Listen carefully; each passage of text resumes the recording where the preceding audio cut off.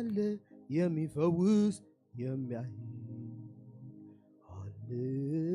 የሚፈውስ የሚያይ ብድሓለፍና የነሕለፍ እግዚአብሔር አቦቱ ሎ ኣብ ስፍሩ ሎ ኣብ ዙፋኑ ሎ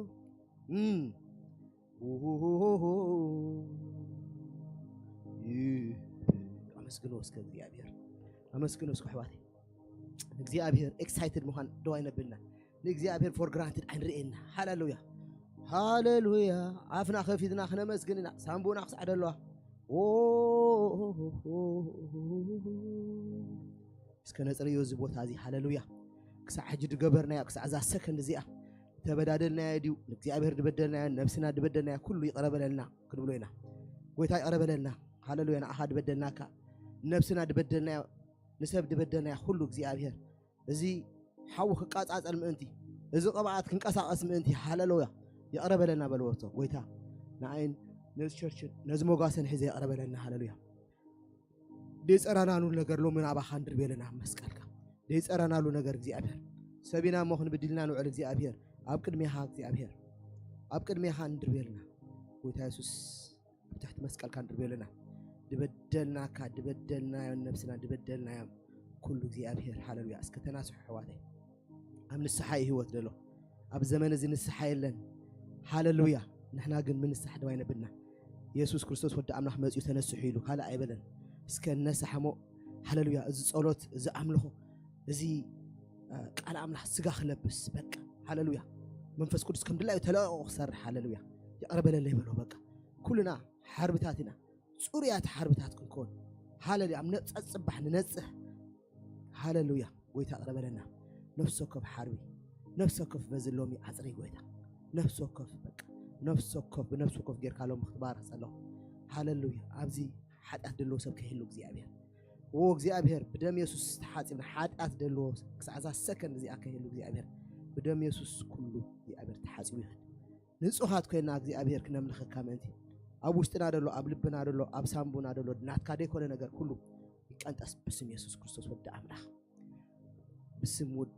አምላኽ ኣብዚ ሕጂውን እግዚአብሔር እናሰሓልና የልግስ መኸላእታ ደበልኣ የልግስ በልዎ ነኩልና በቃ ነፃ ኮይኑ ክንቀሳቀስ መንፈስ ቅዱስ እሱም ተባሪኹ ንሕናም ተባሪኽና ክንከይድ ሬባባባባባስ ጎይታ ውሰዶ ኣብ ልብና ንሕና ደይንፈልጦ እስኻ ፈትሽካ ውሰዶ በቃ ንኣኻ ድኽልክለካ ኣብዚ ከይትንቀሳቀስ ነቲ መንደላይ ኣብ ውሽጥና ድሓዝናዮ ብሕሜት መልክዕ ድዩ ብቕንኢ መልክዕ ድዩ ብትኾነ መልክዕ ኣብ ውሽጥና ደሎ እግዚአብሔር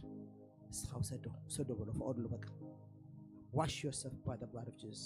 ነዚ ሞጋሰን ነዚ ቤተክርስቲያን ብደም ኢየሱስ ሓጽበሎ ጎይታ ኢየሱስ ብጀካ ኣብዚ ሓደ መንፈስ ከሄሉ ማና ይጽረይ በናዝሬቱ በኢየሱስ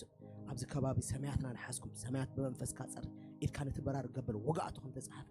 ነቲ በራር ገበል ዓዚም ደምጽእ ኮንፊውዥን ደምጽእ ስትረስ ደምጽእ ዲፕሬሽን ደምጽእ ነጽሬ ለና በናዝሬቱ በኢየሱስ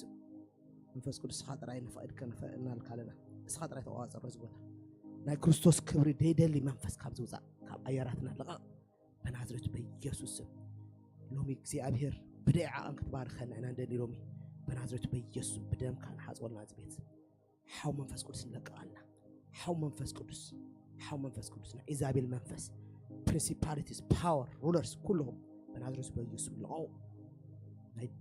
لوسيفر منفس زبوتنا إكزابير منفس يدمري ولا لا كبر إكزابير ولا قويتا بدأ عن تكساس بدأ عن فوز بدأ عن hallelujah thank you Lord we love you Lord hallelujah hallelujah I feel cleanness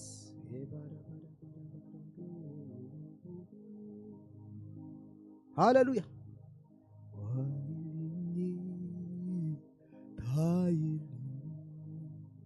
በመዝሙሬ ላይ ጌታ ታይልኝ በመዝሙሩ ላይ በጸሎቴ ላይ በስብከቴ ላይ ኢየሱስ ታይልኝ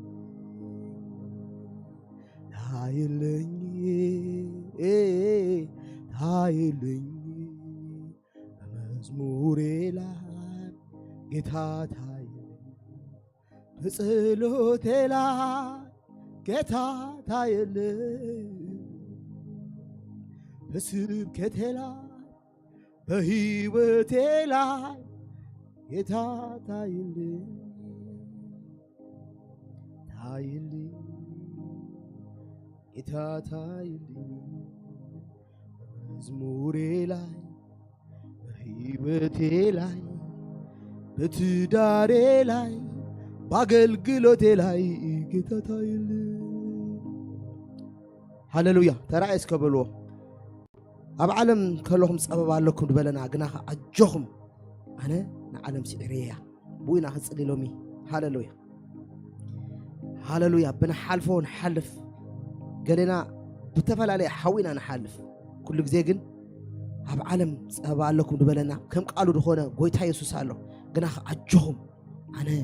ንዓለም ስዒረያ ኣነ ምሳኻጦም ኣይጥንጥረኩም ንዓይ ክሓድገጉኒ ኣይከሓድገካን እሽሹን ከቶ ኣይብለካን ይድብለሉ እግዚአብሔር ሃሌሉያ ሃሌሉያ ሃሌሉያ ሃሌሉያ አባባባ ሸገረናስ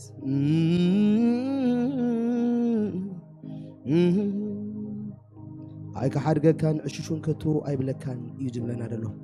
ሃሌሉያ ድነሞት ንሓልፍ ብፀልማት ንሓልፍ ብሓው ንሓልፍ ብዙሓት ኢና እግዚአብሔር ግን ሎሚ ምሳኻ ኣለኹ ይድብለካ ኣሎ ኣብ ተወፆ ምሳኻ ኣለኹ እቲ መንገድኻ ፈልጦ እየ እንታይ ከም ትኸይድ ናበይ ከም ትኸይድ ፈልጦ እየ ቅድሚ ህይወት ምጅማርካ መፅሓፍካ ተፃሒፍ እዩ ነቲ መፅሓፍ ኢኻ ትኸዶ ዘለኻ ይድብለና ደሎ ኣይጓደል ልማዲ ሰዋለሁ ሆነን አልሆነ ነገሩ እግዚአብሔር አለ በዙፋን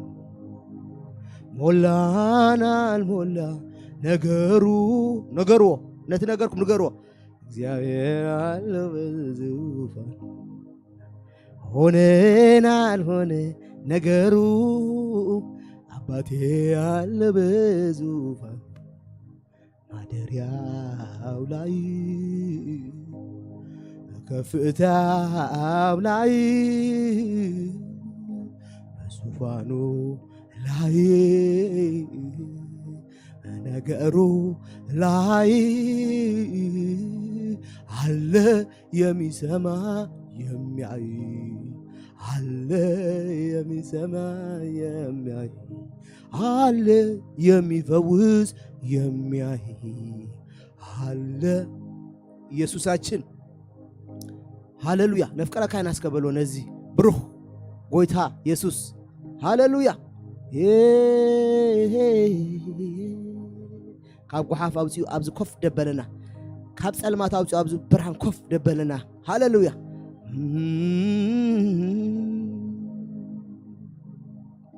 ሁሉ ሰላም ነው ሁሉም ሰላም ነው ሁሉ ሰላም ነው ጌታ ካለ ሁሉ ሰላም ነው ብደ ሓለፍና ያልሕለፍ ሁሉም ሰላም ነው በሓው እንደ ሓለፍና ሁሉም ሰላም ነው ሁሉም በጎ ነው ሁሉም በጎ ነው ኢየሱስ ክትስእ ከሎ ነገራትና ሁሉ ተንስኡ እዝና ሓልፎ ደልና ኢየሱስ ስዒር ወይ ካብ ሰዓርትክ ንበልፅ ገበረና ኣብዘሎ ሃሌሉያ ማማማማማ መሸላ ክንዲ ድሓጣና ድመስለና ክንዲ ድበደልና ኢየሱስ ግን ኩሉ ሰሪዝ ወይ ኩሉ ደምሲስ ወይ ሓደሽቲ ገይርና መንነትና ናይ ኢየሱስ መንነት እዩ ካልእ መንነት የብለን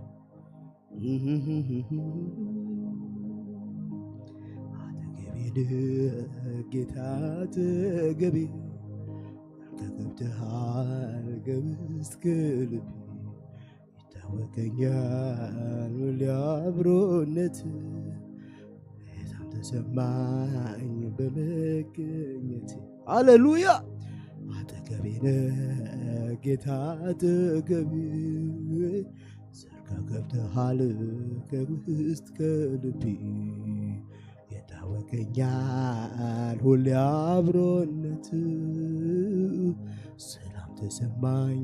በመገኘት ሁሉ ሰላም ነው ኢየሱስ ካለ ሁሉ ሰላም ሰላም ነው ሁሉ ሰላም ነው ጌታ ካለ ሁሉ ሰላም ሰላም ነው ሁሉ ሰላም ነው አባታችን ካለ ሁሉም ሰላም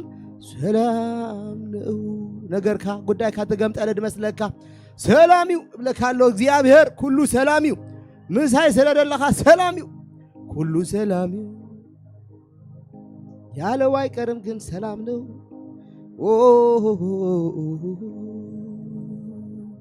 ብትዓጾ ማዓጾ ዳአቱ ሃሌሉያ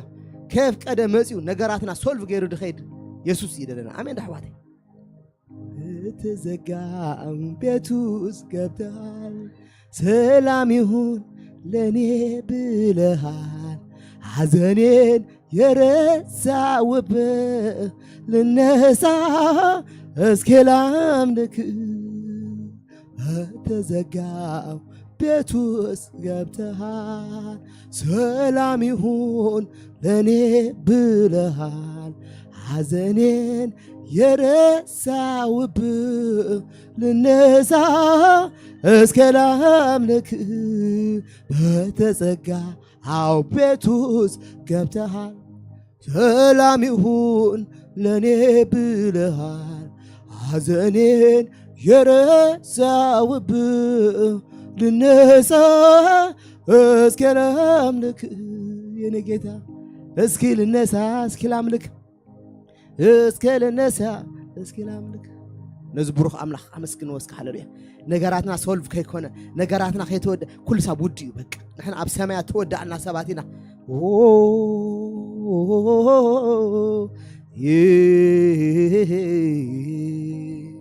ሃሌሉያ ነሳ እስኪ ላምልክ አጠገቤን ጌታ አጠገቤ ገብተሃል እስከ ልቤ የታወቀኛል ሁሌ አብሮነት ሰላም ተሰማኝ ሁሉ ሰላም ነው ኢየሱስ ካለ ሁሉ ሰላም ሰላም ነው አይከ ሓድገካን እሽሹን ከቶ አይብለካን ይበል አምላኽ ኣብዚ ደሎ ምሳኻ አይደለኹ እትኸዶ ፈልጤ እትወጾ ተኣቶ ሁሉ ፈልጤ ኣነ ምሳኻ አይደለኹ ኣጆኻ ሃሌሉያ እትኸዶ ኸበር ተዓካዮ ክስሕለካዮ ካገለ ይትኸውንኻ تحاول أكملها كانت مايكا هيك تحلى كاني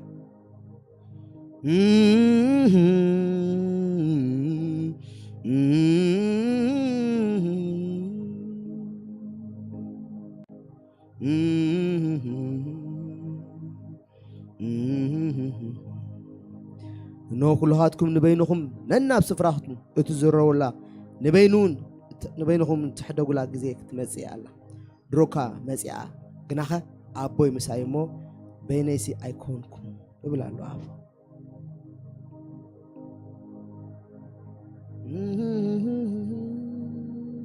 أباي سلايم ما أنتي كترهو إذن نجركم هاللويا أب عالم سبب لكم جناها أتشهم أنا عالم سعره نابراي سعرناني حدا راي سعرناني سراحي سعرناني مش كله انتنا نجزي أبهرنا قدامنا كيدنا بدي حلفنا ينحلف كاب نسنتي كاب جزيتاتي عداوزي سنكل كل كبير أملا خبرتي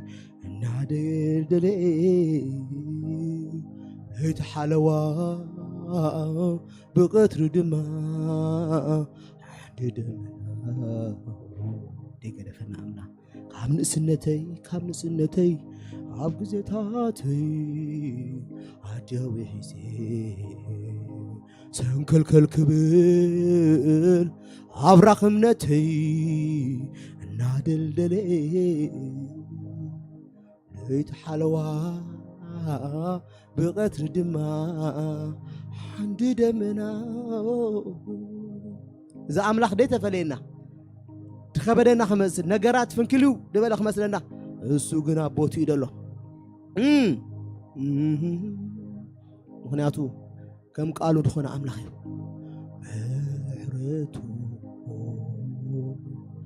ዘለዓለም እዩ ጸጉኡ ንውሉድ ወለዱ ምሕረቱ ዘለዓለም እዩ ጸጉኡ ንውሉድ ወለዱ ለዚ ነፍሰይ አመስግንዮ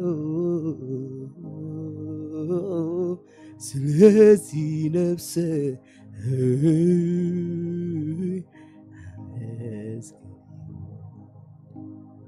ስለዚ ነፍሰይ አመስግንዮ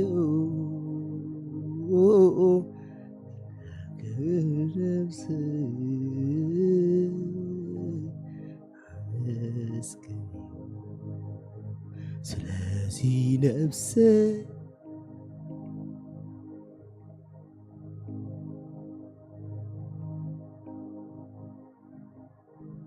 ስለዚ ነፍሰይ እዚ ኣምላኽ ሽኮር ኣምላኽ ኮይኑ እዚ ኣምላኽ ኮይኑ ደለና ኣሕዋተይ ነገር ይገምጠል ሳልሳይ ውጋዕ ዓለም ይለዓል ኣቦቱ ደሎ ደይንቀሳቀስ ምንም ደይዓጅቦ ናይ እስራኤል ጎብለል እዚ ተኣምላኽና እዚ ተቦና ለዚ ነፍሰይ አመስግንዮ ስለዚ ነፍሰይ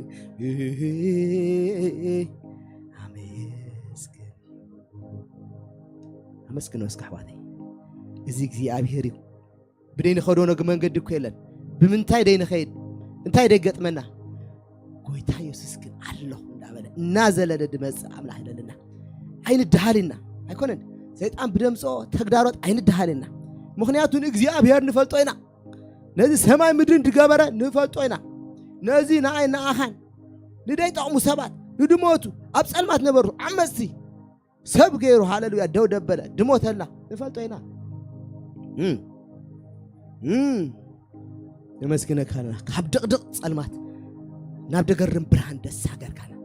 ለበደበደባላላባራዳባስ ናይ እስራኤል ቅዱስ ተባረኽ ናይ እስራኤል ጎብለል ተባረኽ ናይ እስራኤል ስልጡን ተባረኽ በቃ በአና ተራይ ገለና ህና ነገር ራይ እስኻ ተራይ ሓግን ትፍውስ እስኻ ተራይ ሓግን ትፍውስ ነገራት ትፈትሕ ሃሌሉያ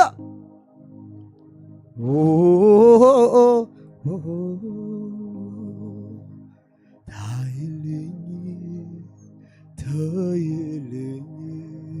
በመዝሙሬ ላይ የታታይልኝ በመዝሙሬ ላይ ኢየሱስ ታይልኝ በሕይወቴ ላይ ጌታ ታይልኝ በስብከቴ ላይ ጌታ ታይልኝ በአምልኮዬ ላይ ጌታን ታይልኝ ኢየሱስ ታይልኝ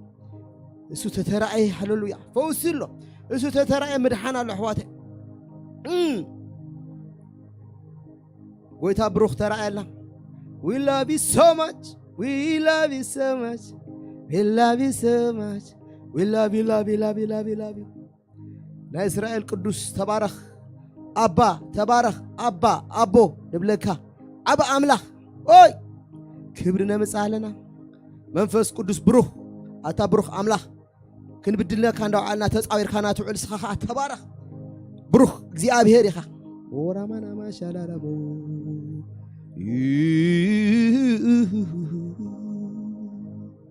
كم نسنتنا جميرو دبس حنا أملاح سكام مسكنو مودانا هنا أمسكنو حواتي نفس كوف معالتي سيطان نجاراتنا ندان عاشه من ننامن تيا خم دخونا ولا حد خم ديت قبرنا إحنا قن كابي كم دنس أنا نفردنا كابي كم دل علنا نفردنا كابي ناي كوجت كابي ناي أقدر خم دنس أنا نفردنا ريبا بابا سالا بابا سالا يس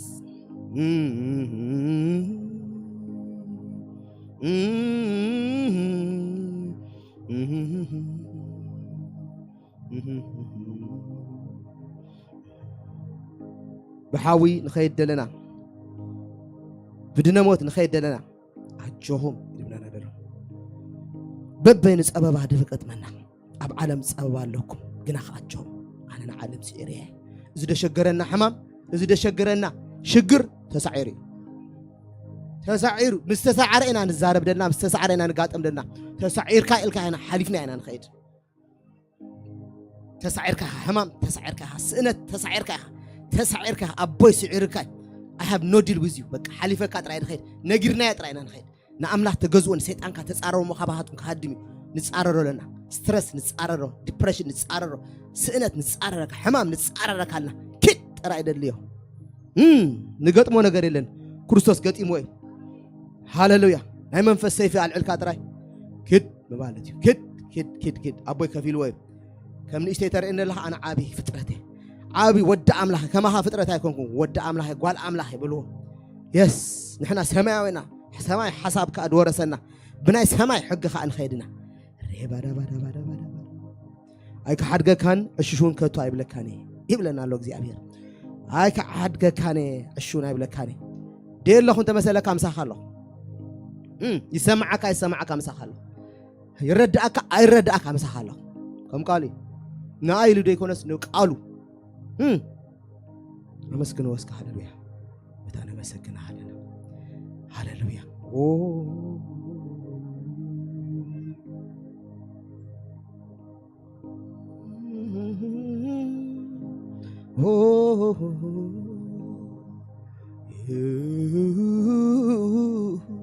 يسوس مستنسى أنا قرنا هو تنسيه هيكون عندي توم سامي أما هو سنداخد خمية ميلهم بقالن بقبرن بقى حدا بروخ نبرة لنهلكم إلو يماهوس من كدنيوش يسوس دك مزمروج هري وديران سادي تملسو كموت نستوال نغوسو يماهوس من كدنيوش يسوس دك مزمروج ወደ ኢየሩሳሌም ተመለሱ ከሞት ተነስቷል ንጉሱ ሃሌሉያ ተንሲኡና ኢየሱስ ነገርና ተንሲኡ ብድኸደ ሄድ እግዚአብሔር ድስዓሮ ኢየሱስ ድስዓሮ መንገድና ንኸይደልና ንሕና ካብ ሰዓርት ንበልጽና አመስግኑ ወስኩ ጎይታና መስክነካልና ሃሌሉያ ናይ እስራኤል ቅዱስ ተባረኽ እግዚአብሔር ተባረኽ በልወስከፍ بقى بزد خدوا لنا لو من لبنا أيورد لبنا لفت أب كوني دلوا ورد إخزابير بدخدنا يوسني إخزابير سمون داس أو أنا برتع أنا دخم أكون هاللويا تدخم يدبل برتع يبل بقى إخزابير كم يدبلنا دلومي بنخدوا من قد بزح الله بنوز ومن قد بزح الله إخزابير مسحنا الله بقى إخزابير تقواز إرنام أب حساباتو تنيرنا إخزابير مسحهم اللهم يدبلنا دلوم هاللويا እግዚአብሔር ተባረኽ ሎሙን ባርከክ አለሁ ጎይታ ከማሃድ በላይ የለን ክብር ምስጋና ንአኻ ይሁን እግዚአብሔር ሕጁን በደቅኻ ስለሰርሕ እግዚአብሔር በመንፈስካ ስለሰርሕ ነመስግነካልና ጎይታ ሕጁን ክብርኻ ስለደወረደ ነመስግነካልና መንፈስካ ስለደወረደ ተመስገን ጎይታ አብ አምልኾ ስለተረኸበና ተመስግነካልና ከም ጸሎት ተረኸብካና አብ ቃል አምላኽ ስለተረኸበና ተመስገን ጎይታ አብ ዝደሎ ሕዋተይ ኩሎም ክባረኹ ጸለኹ أبيتهم دلوخ مزودي كألوخ أخباره صلاه زيابير مبعزاز لدوسرك حيل سلدهاب كنا قويتها تبارك مز برنامج كل سخا خبر بسم الله آمين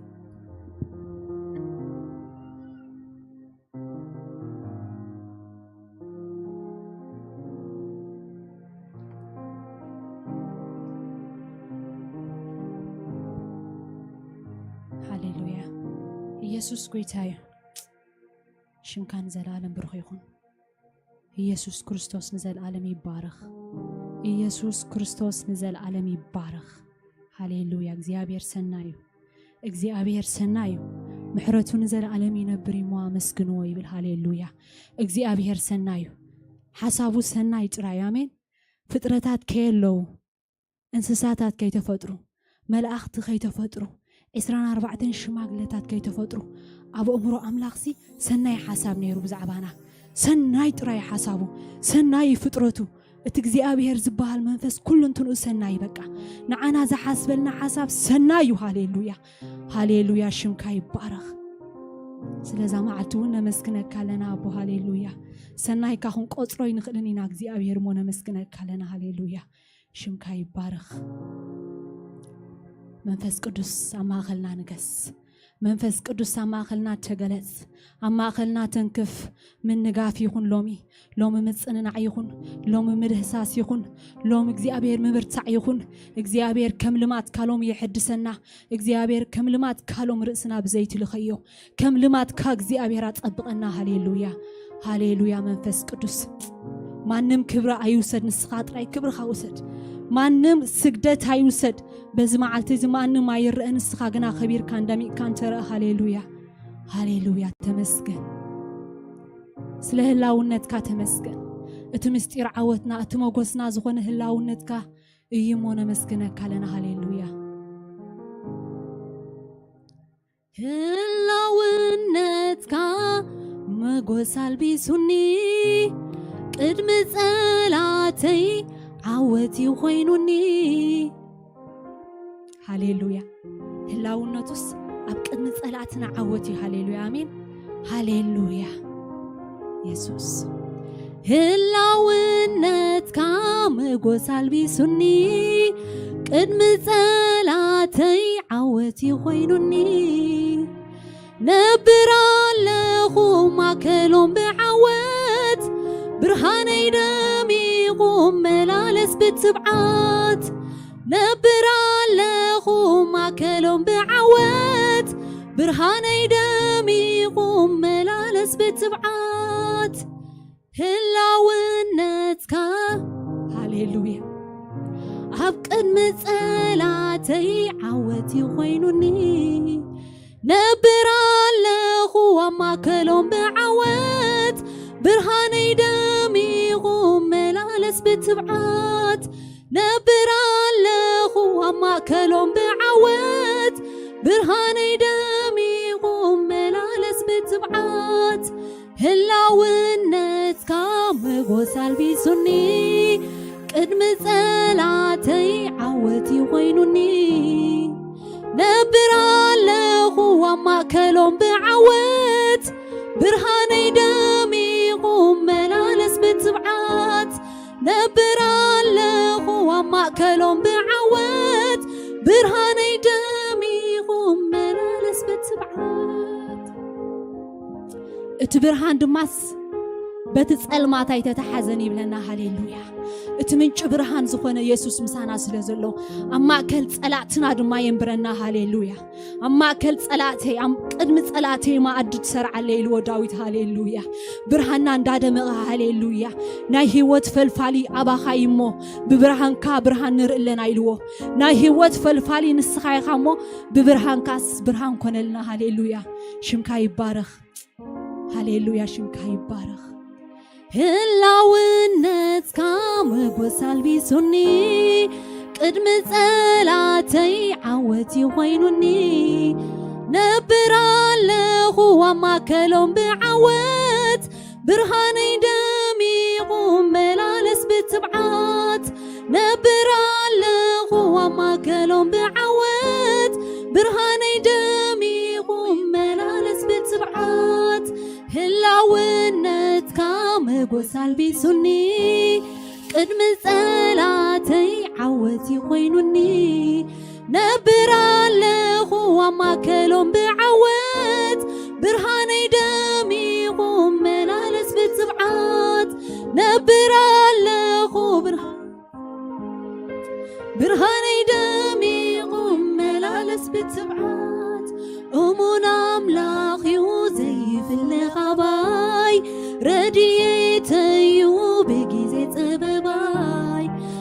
ኣየቋርፅን ምሕረቱን ዘላለም ሃብቲ ጸጉኡ የንብረን ብዳሓን ኣየቋርፅን ምሕረቱን ዘላለም ሃብቲ ጸጉኡ የንብረን ብዳሓን እሙን ኣምላኽ እዩ ዘይፍለኽ ኣባይ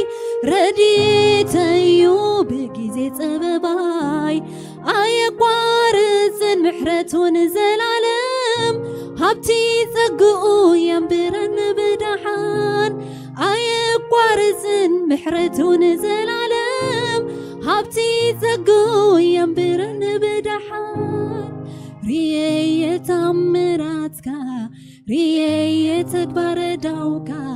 ስለዝካየ ኣነ ክበር ንገስ ብለንካ ርየየ ተኣምራትካ ርየየ ተግባረ ዳውካ ስለዝካየ ኣነ ክበር ንገስ ብለካ ክበር ክበር ክበር ክበር ክበር ንገስ ንገስ ንገስ ንገስ ንገስ ክበር ክበር ክበር ክበር ክበር ንገስ ንገስ ንገስ ንገስ እሙን ኣምላኽ እዩ ዘይፍለኽ ኣባይ ረድኤተዩ ብጊዜ ፀበባይ ኣየቋርፅን ምሕረቱን ዘላለም ሃብቲ ጸጉኡ የንብረን ብዳሓን ኣየቋርፅን ምሕረቱን ዘላለም ሃብቲ ጸጉኡ የንብረን ብዳሓን እሙን ኣምላኽ እዩ ንሱ ከም ቃሉ ኣይሓድገናን እዩ ንሱ ባዕሉ ኢልዎ ንሱ ባዕሉ ኣይክሓድገካን ኣይክጥንጥነካን ከቶውን ዕሽሽ ኣይክብለካን ኢልኒ እሞ ስለዚ ተቢዕና እግዚአብሔር ረድኤተዩ ኣይፈርህኒ ሰብ ከንታይ ከይገብረኒ ኩነታት ከንታይ ከይገብረኒ ኢኮኖሚ ከንታይ ከይገብረኒ ኣዋሽ ከንታይ ከይገብረኒ ሃሌሉያ እሙን ኣምላኽ ንሱ እትነምልኾ እሙን እዩ እትመናገፊና መመሊስ ዘናግፍ እዩ ሃሌሉያ እትዘድሓነና ለሙውን ከድሕነና ኣሜን እትዘድሓነን የድሕነኒ እዩ ሃሌሉያ ሰይ ሃሌሉያ ደስ እናበልና ነዚ መዝሙር ክንዝምሮ ኢና ሃሌሉያ ኢየሱስ ሃሌሉያ ሃሌሉያ ሰይ ኢየሱስ ሃሌሉያ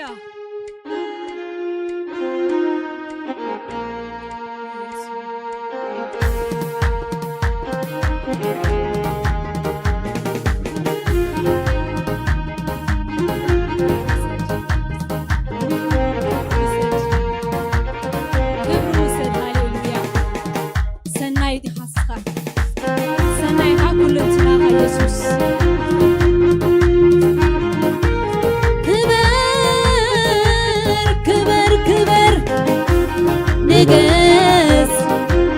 ንገስ ንገስ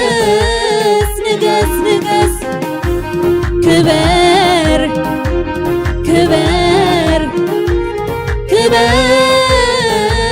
ክበር ክበር ንገስ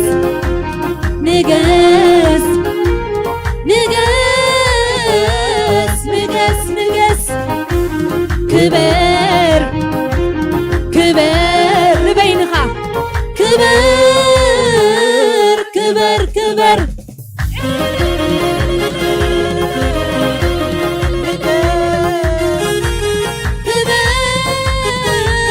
ክበር ክበር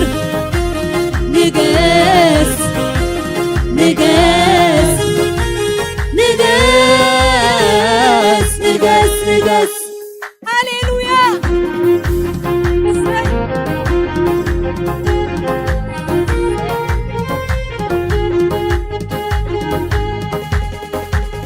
ናትካ ሰናይ ቆጢረይ ውድኦን ዝገበርካለይ ምስኪነይ ዛዝሞን عيدكمني يا نسقى يبلن ملو زمني قبرخ نقر عيدكمني يا نسقى يبلن ملو زمني قبرخ نقر ناتكاسنا يقصري وجهون زقبر قلب مسكين يزازمون عيدكمني يا نسقى يبلن ملو زمني قبرخ نقر عيدكمني يا نسقى يبلن ملو زمني ريي تامراتك ريي تكبر داوكا سلازكاي انا كبر نقص بلك ريي تامراتك ريي تكبر داوكا سلازكاي انا كبر نقص بلك كبر كبر كبر كبر كبر سي نقص نقص نقص نقص نقص كبر كبر كبر كبر كبر هاليلويا نقص نقص نقص نقص نقص كبر كبر كبر كبر كبر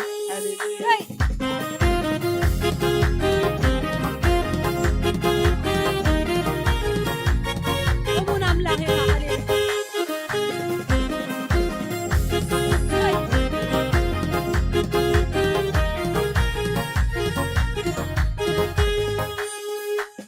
أبيلو أملاكي زبلوني أحفر كايوم كم خداب تعتقري أخيت كايوم عقو السلام كاتخبيبه تعي من الله سوى أي مليء مسكنا ينجر ببالله أبيلو أملاكي زبلوني أحفر كايوم كم خداب تعتقري أخيت كايوم حقو السلام كاتملئ تعي من الله سوى أي مليء مسكنا ينجر ببالله أبيلو أملاك كازبلوني أحفر كايوم كم خداب تعتقري أخيت كايوم أبيت تخبيبه تعي من الله سوى أي مليء مسكنا ينجر ببالله كبر سي كبر هاليلويا كبر كبر كبر نقص نقص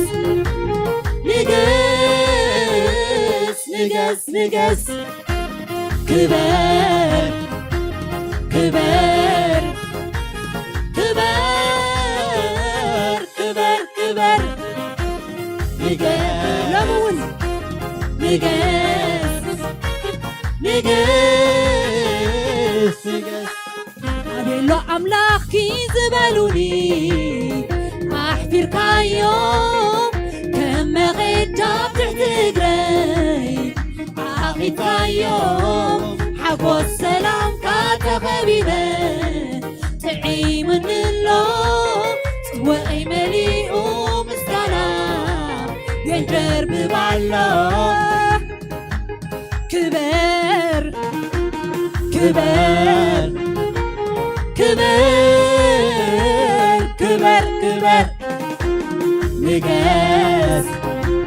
نقص نقص نقص نقص هاليلويا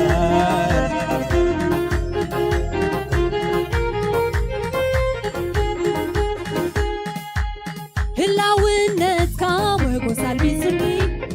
قدم صلاتي تبعتي وينوني نبر الله ما كلهم عواد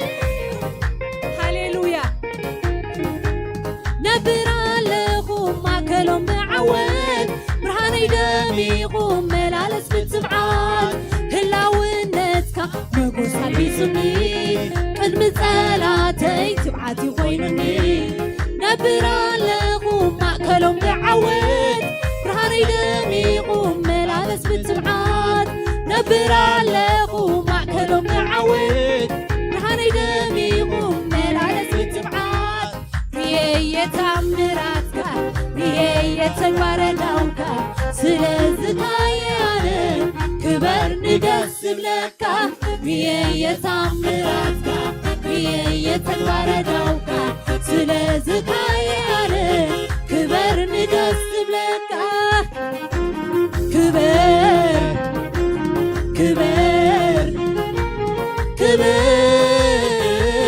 ክበር ክበር ንገስ ንገስ ንገስ ንገስ ካባይ ትደልዮ ምስጋና ድዩ ኣመስግነካ ካባይ ትደልዮ ኣምልኾ ድዩ ኣነ ኣምልኸካ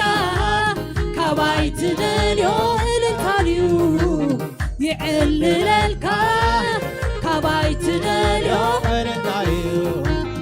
እሽብሽበልካ ካባይ ትደልዮ ምስጋና ድዩ ኣመስግነካ ካባይ ትደልዮ ኣምልኾ ድዩ ኣነ ኣምልኸካ ካባይ ትደልዮ እልልታ ድዩ ይዕልለልካ ካባይ ትደልዮ ሽብሸባ ድዩ እሽብሽበልካ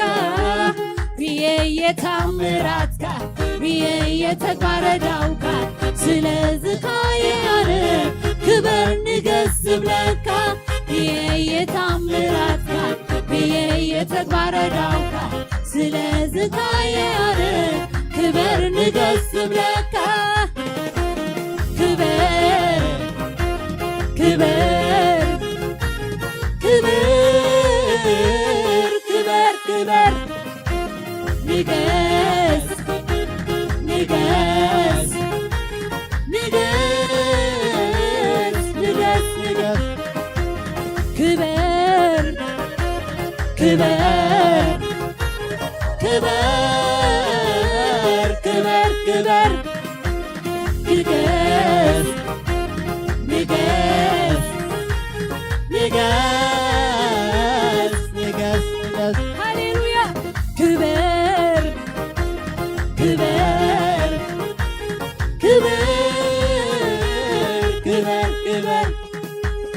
ንገስ ንገስ ንገስ ንገስ ንገስ ካባይ ትደልዮ ምስጋና ድዩ ኣመስግነካ ካባይ ትደልዮ ኣምልኾ ድዩ ኣነ ኣምልኸካ ካባይ ትደልዮ እልልታ ድዩ ይዕልለልካ ካባይ ትደልዮ ሽብሸባ ድዩ እሽብሽበልካ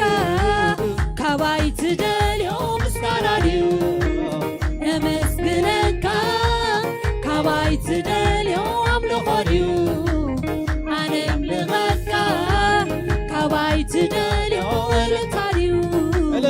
ይዕልለልካ ካባይ ትደልዮ ሽብሸባ ድዩ እሽብሽበልካ ርየየ ታምራትካ ርየየ ተግባረዳውካ ስለዝታየኣነ ክበር ንገስ ብለካ ርየየ ታምራትካ ርየየ ተግባረዳውካ ስለዝታየኣነ ክበር ንገስ ብለካ ክበር ክበር ክበር ክበር ክበር ንገስ ንገስ ንገስ ንገስ ንገስ ክበር ክበር ክበር ክበር ክበር ንገስ ንገስ ንገስ ንገስ ንገስ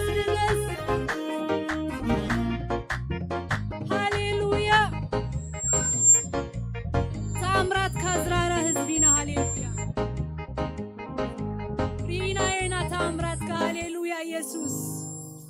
رينا ينا تأمراتك بقالك غيرك حطيبك هاليلويا قدوسان منقب زيبلهم هاليلويا أبيت إذا بأمور سباي بتصحني قدوسان منقب زيبلهم غير قدم أملاك متان كقم الناس رؤسو بجانا هابيبل شمو يبارخ أفتي أبقد متعبا أملاكسي هاليلويا دويلنا خمزلو من قبرو زلنا خنقلقل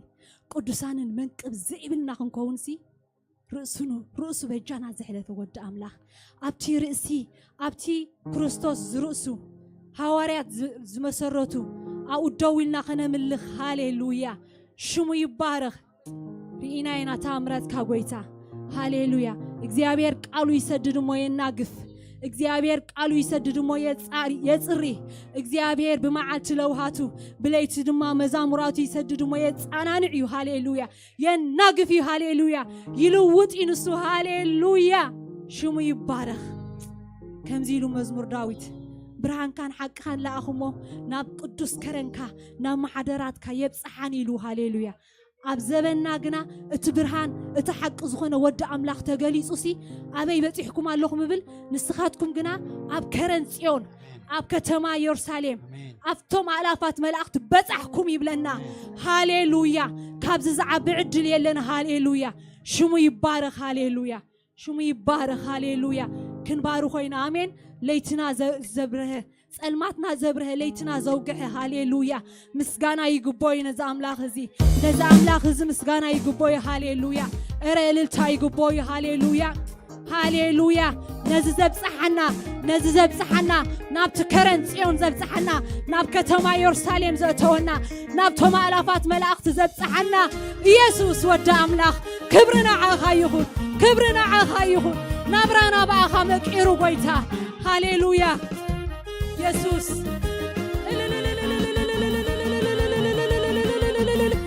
هاليلويا هاليلويا سي يسوس كبرنا عخا سي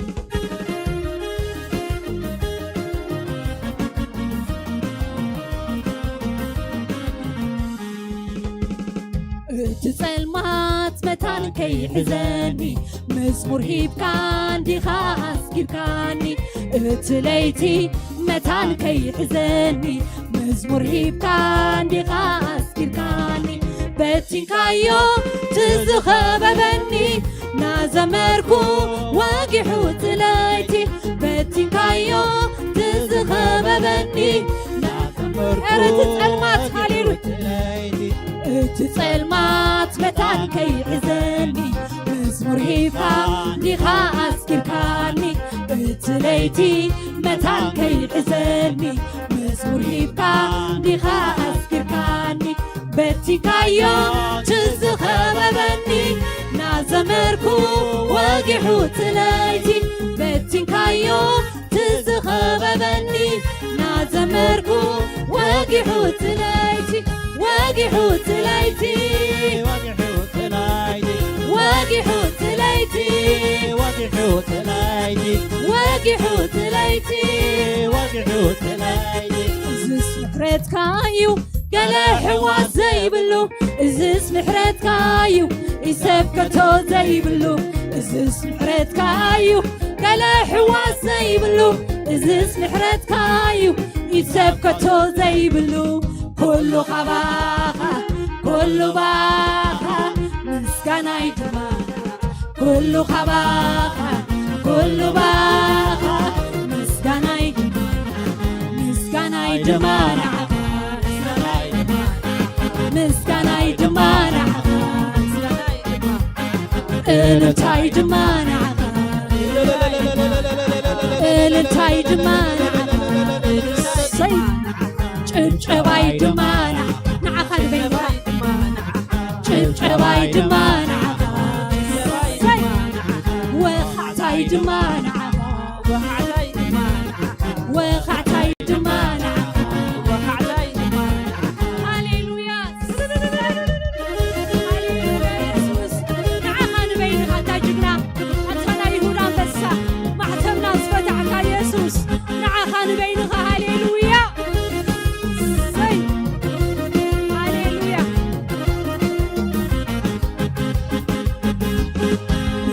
ብክለተይ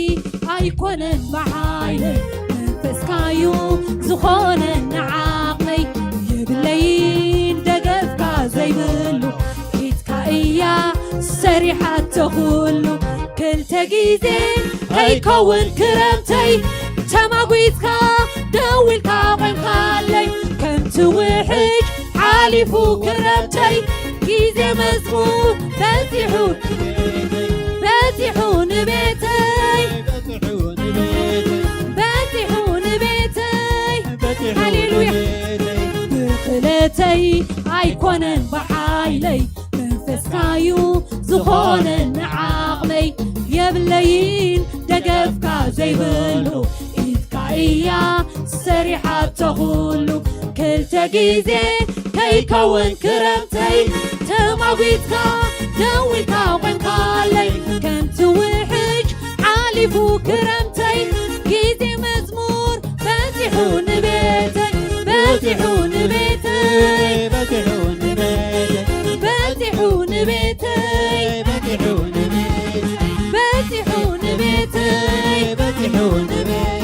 እዝስ ምሕረትካዩ ገለ ሕዋስ ዘይብሎ እዝስ ምሕረትካዩ إيشان كتا زي بلو እዝስ ምሕረትካዩ ገለ ሕዋስ ዘይብሉ እዝስ ምሕረትካዩ ይሰብከቶ ዘይብሉ ኩሉ ኻባኻ ኩሉ ባኻ ምስጋናይ ድማ ኩሉ ኻባኻ ኩሉ ባኻ ምስጋናይ ድማ ንዓኻ ምስጋናይ ድማ ንዓኻ እልልታይ ድማ ንዓኻ እልልታይ ድማ ንዓኻ ጭብጨባ ድማ ንዓኻ ንዓኻ ንበይንኻ ጭብጨባ ድማ ንዓኻ ወኻዕታይ ድማ ንዓኻ وخعتاي دما ወኻዕታይ ድማ ንዓኻ وخعتاي دما ሃሌሉያ ንዓኻ ንበይንኻ ሃሌሉያ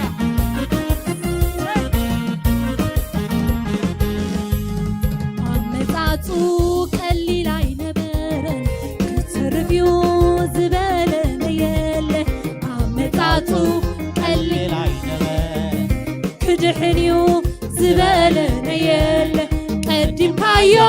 ዘይትቕደም ጎይታ ገልቢትካዮ ንሞት ናብ እልልታ ቀዲምካዮ ዘይትቕደም ጎይታ ገልቢትካዮ نموت ناب إلتا ንሞት ናብ እልልታ نموت ناب إلتا ንሞት ናብ እልል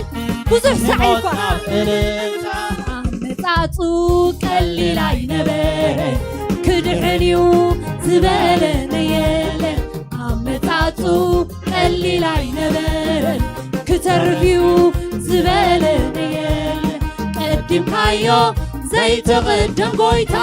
ገልቢትካዮ ንሞት نموت ناب أنا بزح إلتا ساعة قدمكايو ዘይትቕደም ጎይታ ገልቢትካዮ ንሞት ናብ እልልታ ንሞት ናብ እልልታ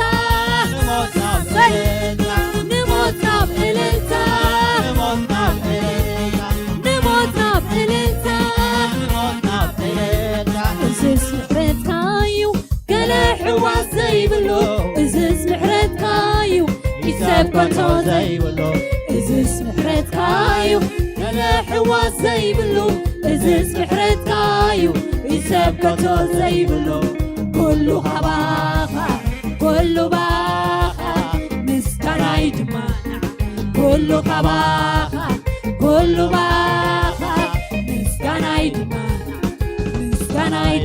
ንዓኻ ሰይ كناي نمان ሃሌሉያ ምስጋናይ ድማ ንዓኻ ንበይንኻ ታተውሐይ ምስጋናይ ድማ ንዓኻ ተገሪመ እንዴ ባኻ ተገሪመ ባኻ ተገሪመ እንዴ ባኻ ተገሪመ እንዴ ባኻ ተገሪመ እንዴ ባኻ ተገሪመ أبيت تسرحك أبيت تعبيتك تقرب هاليلويا يسوس بእግዚአብሔር مقرام ترى يخنوا لكم آمين بشم يسوس بእግዚአብሔር مقرام ترى يخنوا زبن هيوتكم هاليلويا سيابو هاليلويا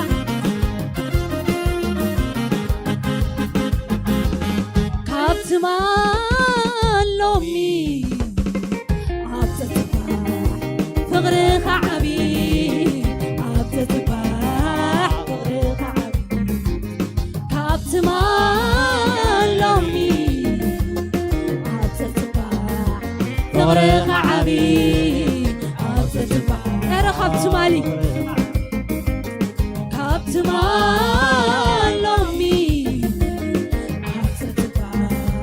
فغرق عبي عبتتباح هيدكمني زعم لاخزي سناين مكبار فتصوم زيت السلكي لقاس وهابيخا نخلو تقاوي إتكا زرقيحكا بركة تسوس هياو زبلي باقاي تنكر إتكا زرقيحكا بركة تسوس هياو زبلي سناين مكبار فتصوم زيت السلكي لقاس وهابيخا نخلو تقاوي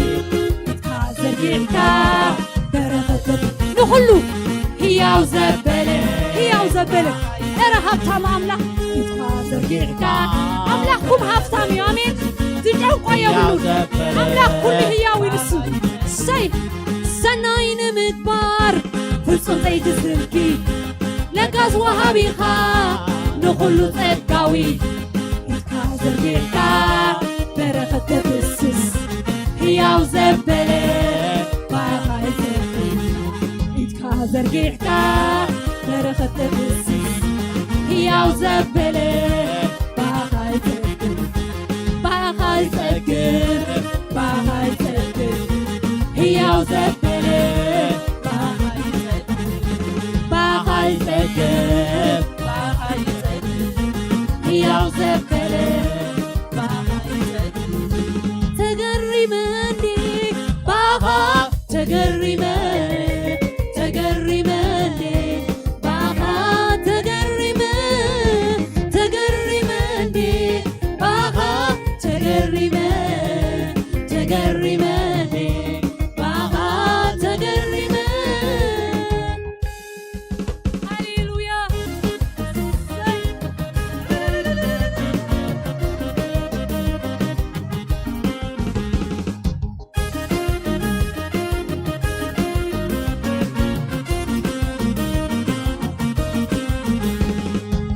وي بتاعتي حزمتيكا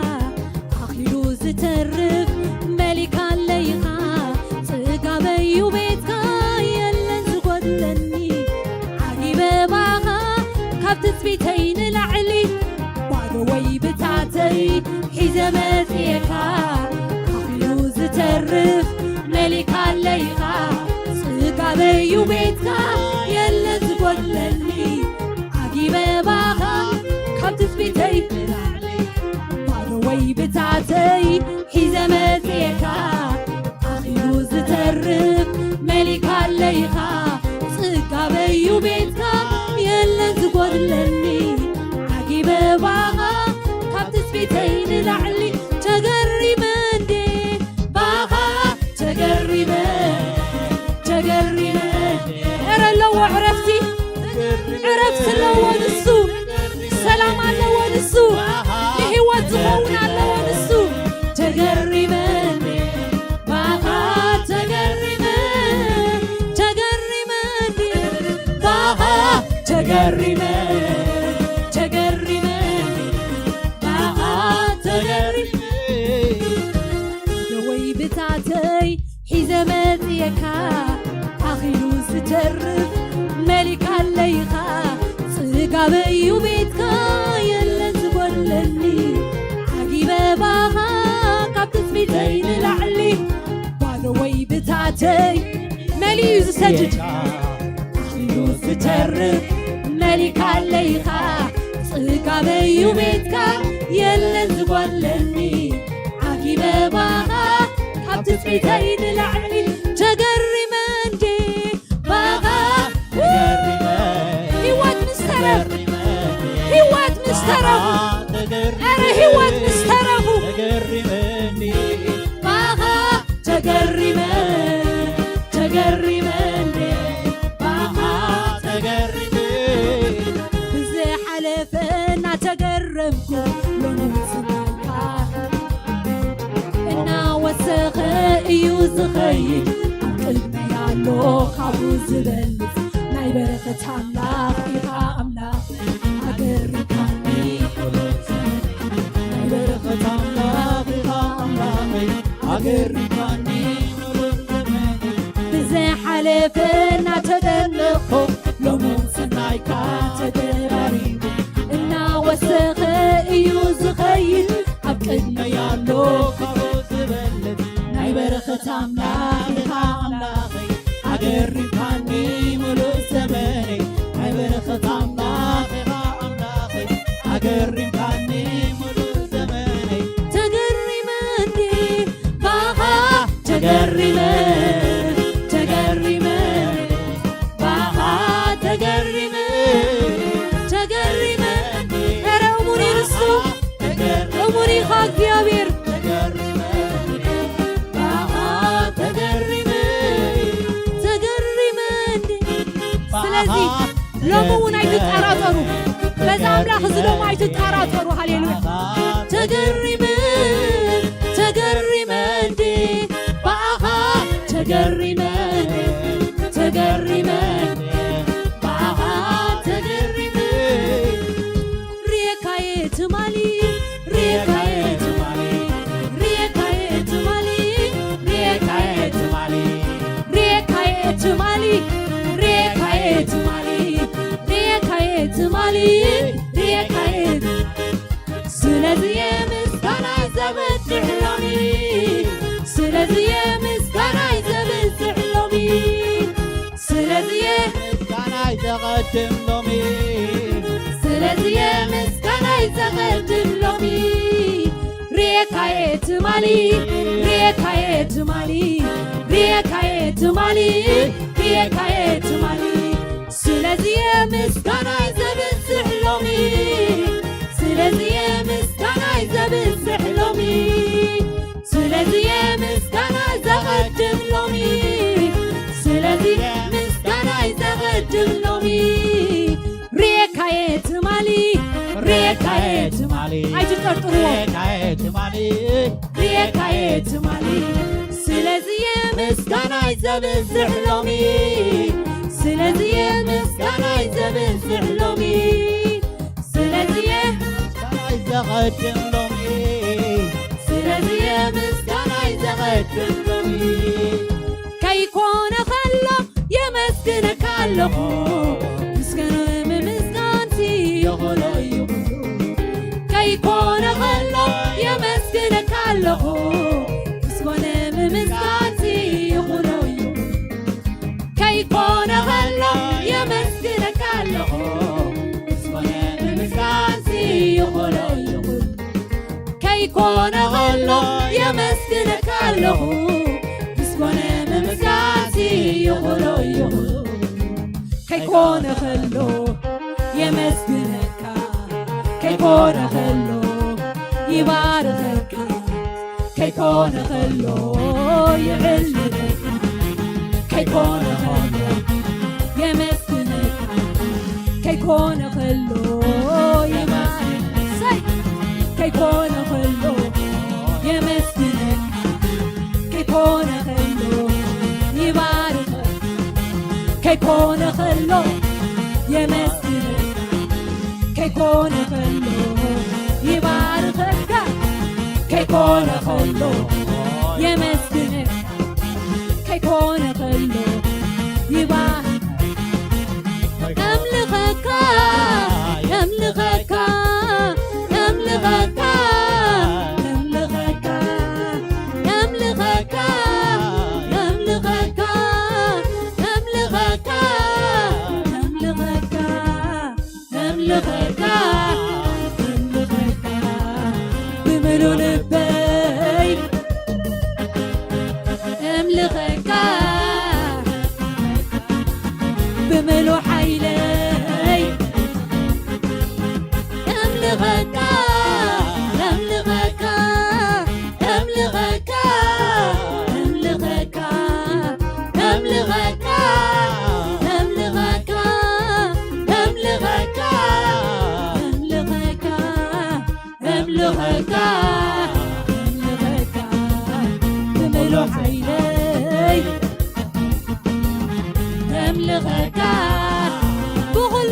እንትናይ بكل እንትናይ نملغك بكل እንትናይ هاليلويا ساي سمكا مسكنايو أيقارت كزمريه سمكا مسكنايو أيقارت كزمريه أرزمرو سقاي تبارو لتعملق سمكا مسكنايو أيقارت كزمريه سقاي بلن سمكا مسكنايو أيقارت كزمريه سقاي بلن سمكا مسكنايو أيقارت كزمريه سقاي بلن سمكا مسكنايو أيقارت كزمريه سقاي بلن سمكا مسكنايو أيقارت كزمريه سقاي بلن سمكا مسكنايو أيقارت كزمريه أرى سمكا قدامي سمكا قدامي أيقارت محبئي تطقع على السم سمكا قدامي أيقارت كزمريه سقاي بلن سمكا قدامي أيقارت كزمريه سقاي بلن سمكا قدامي أيقارت كزمر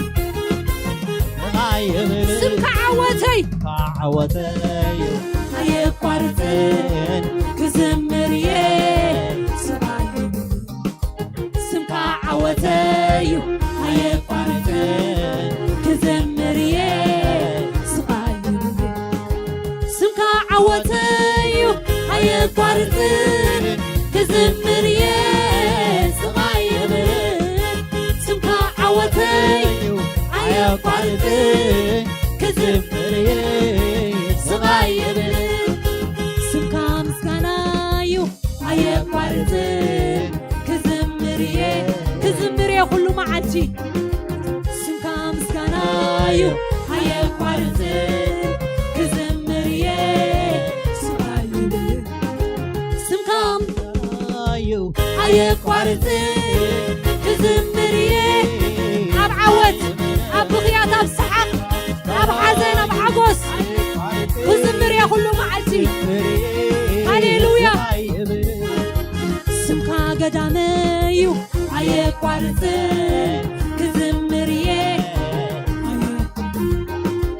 سمكا قدامي أيقارت كزمريه سقاي بلن سمكا قدامي أيقارت أبيت زحب على السم زور وراسم هاليلويا أيقارت كزمريه سمكا عوتي أيقارت كزمريه سقاي بلن سمكا عوتي أيقارت كزمريه سمكا عوتي لمون يسوس صباح يسوس كل جيزة يسوس كل جيزة يسوس سمكا عوتي أيقارت كزمر سلازي إيسوس إيسوس إيسوس إيسوس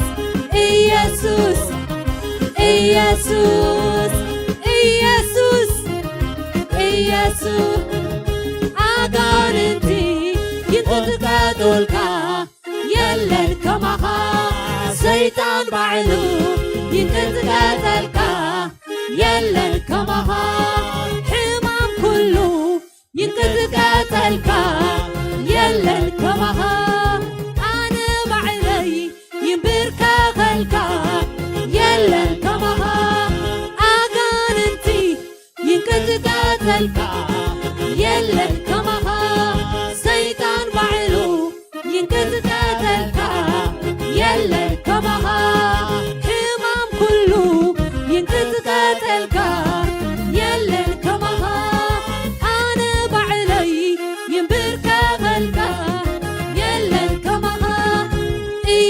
ኢየሱስ ኢየሱስ እረስተፈልተስም ኣብ ሰማያ ምድሪ ጉኑን ኣብ ሰማያ ምድሪ ዝገነነ ኣብ ሰማያ ምድሪ ዝነገሰ ኢየሱስ ኢየሱስ ኢየሱስ ስምካ ምስጋና እዩ ኣየቋርፅን ክዝምር እየ ስቓይብ ስምካ ምስጋና እዩ ኣየቋርፅን ክዝምር እየ ስምካ ምስጋና እዩ ኣየቋርፅን ክዝምር እየ ስቓይብን ስምካ ምስጋና እዩ ኣየቋርፅን ክዝምር ኧረ ስምካ ገዳመ እዩ ስምካ ገዳመ እዩ ኣየቋርፅን አቤት ሃሌሉያ ዘኢየሱስ ስምካ ገዳመ ዓሉስም ኧረ ዝኮርዓሉ ስም ዝተዋሃበኒ ስም ህያበይ ዝኾነ ስም ህያበይ ዝኾነ ስም ሃሌሉያ ስምካ ገዳመ እዩ ኣየቋርፅን ክዝምር እየ ስቓይብን ስምካ ገዳመ እዩ ኣየቋርፅን ክዝምር እየ ስቓይ ኧረ ኢየሱስ ኢየሱስ ኢየሱስ ንብኾን ምሸት ኢየሱስ ኢየሱስ ኢየሱስ ንጉስ ኢየሱስ ኢየሱስ ኢየሱስ ነገስታት ትሸይድ ነገስታት ተውርድ መነዚ ጌርካ ኢሉ ዝቐሰ ካየለን ማሕደርካ ግሩም ምስጢር ብስጋት ደምን ዘይምርመር ብዙሓት መን ይንሱ ኢሎም ከይረኸቡኻ ሞታን ግን ኢየሱስ ኢየሱስ ኧረ ኣምላኽና ይንሱ ኣምላኽና ይንሱ ኢየሱስ ኢየሱስ ኢየሱስ ኢየሱስ ኢየሱስ ስምካ ምስጋና እዩ ኣየቋርፅን ክዝምር እየ ስቓይብን ስምካ ምስጋና እዩ ኣየቋርፅን ክዝምር እየ ወላ ነቲ ስቕበት ዝብለካ ስምካ ምስጋና እዩ ኣየቋርፅን ክዝምር በልዎ በልዎ በልዎ ኩነታት ይስቕ ከብለኩም ዝደሊ ኣይብልን እየ በልዎ ስምካ ዓወተዩ ሃሌሉያ ስምካ ዓወተዩ ኣየቋርፅን ክዝምር እየ ስቓይብ ስቕበል ዝብል ኣሎ እኳ ኣየቋርፅን እምቢ በልዎ ኢየሱስ ወዲ ዳዊት በሉ ኢየሱስ ወዲ ዳዊት ኣየቋርፅን ክዝምር እየ ክዝምር እየ ስምካ ዓወተዩ ኣየቋርፅን ክዝምር እየ ስቓይብን ስምካ ዓወተዩ ኣየቋርፅን ክዝምር እየ ሃሌሉያ ኢየሱስ ኢየሱስ ኢየሱስ ኢየሱስ ኢየሱስ ኢየሱስ ኣጋንንቲ ይንቅጥቀጡልካ የለን ከማኻ ሰይጣን ባዕሉ ይንቅጥቀጠልካ የለን ከማኻ ሕማም ኩሉ ይንቅጥቀጠልካ የለን ከማኻ ኣነ ባዕለይ ይምርከኸልካ የለን ከማኻ ኢየሱስ ኢየሱስ ኢየሱስ ኢየሱስ ኢየሱስ ኢየሱስ ስምካ ምስጋና እዩ ኣየቋርፅን ክዝምር እየ ስቓይብን ስምካ ምስጋና እዩ ኣየቋርፅን ክዝምር እየ ስቓይብን አየቋርጥ ክዝምርየ ስኻይብልን ስካ ምስጋና አየቋርጥ ሃሌሉያ ስኻይብልን ይጸዋዕ እምበር ይመለኽ ስሙ ኣብ ሰማይ ምድሪ ኢየሱስ ጐይታ እዩ ይጸዋዕ እምበር ይመለኽ ስሙ ኣብ ሰማይ ምድሪ ኢየሱስ ጐይታ እዩ ኣብ ሰማይ ኢየሱስ ጐይታ እዩ ኣብ ሰማይ ኣታ ኢየሱስ ጐይታ እዩ ሃሌሉያ ኣብ ሰማይ ኣብ ምድሪ ኣብ ትሕቲ ምድሪ ሃሌሉያ ኢየሱስ ጐይታ እዩ ኣብ ሰማይ ኢየሱስ ጐይታ እረ ይጸዋዕ እምበር ይመለኽ ስሙ ኣብ ሰማይ ምድሪ ኢየሱስ ጐይታ እዩ ይጸዋዕ እምበር ይመለኽ ስሙ ኣብ ሰማይ ምድሪ ኢየሱስ ጐይታ እዩ ኣብ ሰማይ ምድሪ ኢየሱስ ጐይታ እዩ ንዘለዓለም ኣብ ሰማይ ምድሪ እረ ንዘለዓለም ኢየሱስ ጐይታ እዩ ኣብ ሰማይ ምድሪ ኢየሱስ ጐይታ እዩ ኣብ ሰማይ ምድሪ ኢየሱስ ጐይታ እዩ ኢየሱስ ጐይታ እዩ ኢየሱስ ጐይታ እዩ ኢየሱስ ጐይታ እዩ ሃሌሉያ ሃዲመ ዘዕቁበሉ ሃዲመ ዘዕቁበሉ ሃዲመ ዘዕቁበሉ ሃዲመ ዘዕቁበሉ ጽኑዕ ግንበይ ይስንካ ጽኑዕ ግንበይ ይስንካ ጽኑዕ ግንበይ ይስንካ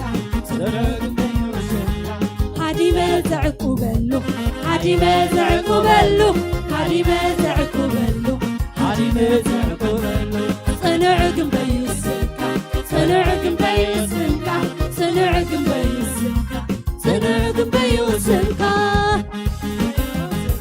ጽኑዕ ግንበይ ይስንካ ጽኑዕ ግንበይ ይስንካ ጽኑዕ ግንበይ ይስንካ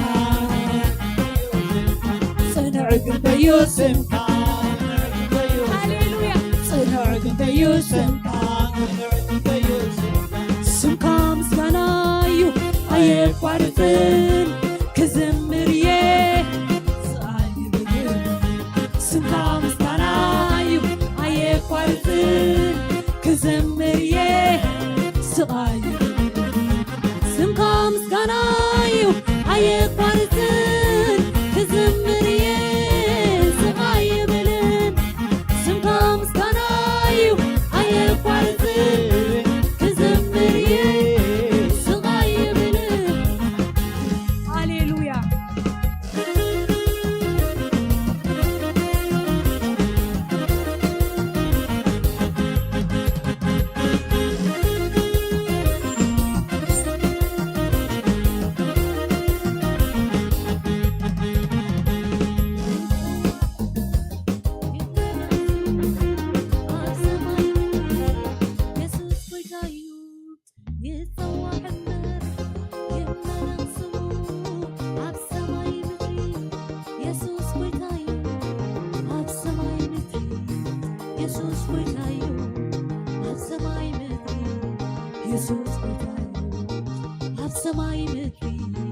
ኢየሱስ ጐይታ እዩ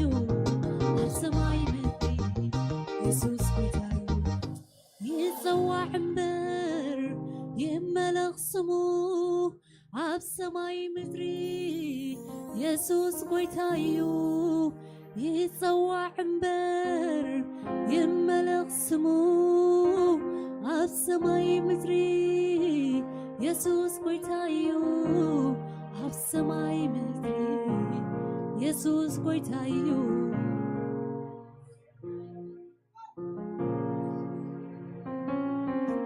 ኣብ ሰማይ ምድሪ ኢየሱስ ጐይታ እዩ ኣብ ሰማይ ምድሪ ኣይከኣለን ዕላምኡ ክገብረኒ ስምካ ገዳመይ ኮይኑኒ ኣይከኣለን ትዋሓጢ ክበልዓኒ ስምካ ገዳመይ ኮይኑኒ ኣይከኣለን ትመብረሲ ከብርሰኒ ስምካ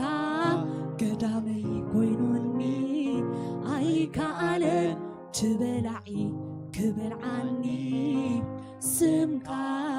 ቀዳመይ ኮይኑ ኣይከኣለን ፍላጽኡ ክወግኣኒ ስምካ ቀዳመይ ኮይኑኒ ኣይከኣለን ትዋሓጢ ክውሕጠኒ ስምካ ቀዳመይ ኮይኑ ስምካ ቀዳመይ ኮይኑኒ ስምካ ቀዳመይ ኮይኑኒ ስምካ ቀዳመይ ኮይኑኒ ስምካ ቀዳመይ ኮይኑኒ ሃዲመ ዘዕቁበሉ ሃዲመ ዘዕቁበሉ ሃዲመ ዘዕቁበሉ ሃዲመ ዘዕቁበሉ ጽኑዕ ግንበዩ ስምካ ጽኑዕ ግንበዩ ስምካ ጽኑዕ ግንበዩ ስምካ ጽኑዕ ግንበዩ ስምካ ጽኑዕ ግንበዩ ስምካ ጽኑዕ ግንበዩ ስምካ ይጸዋዕ እምበር ይመለኽ ስሙ ኣብ ሰማይ ምድሪ ኢየሱስ ጐይታ እዩ ይጸዋዕ እምበር ይመለኽ ስሙ ኣብ ሰማይ ምድሪ ኢየሱስ ጐይታ እዩ ኣብ ሰማይ ምድሪ ኢየሱስ ጐይታ ንዘለዓለም ሃሌሉያ ኢየሱስ ጐይታ እዩ ኢየሱስ ጐይታ እዩ ኢየሱስ ጐይታ እዩ ኣሜን ንዘለዓለም ጐይታ ኮይኑ ይንበረልና ምስጢር ምህላውና ካብኡ ስለ ዝኾነ ሃሌሉያ ሽሙ ይባረኽ ክብሪ ንዑ ይኹን ሃሌሉያ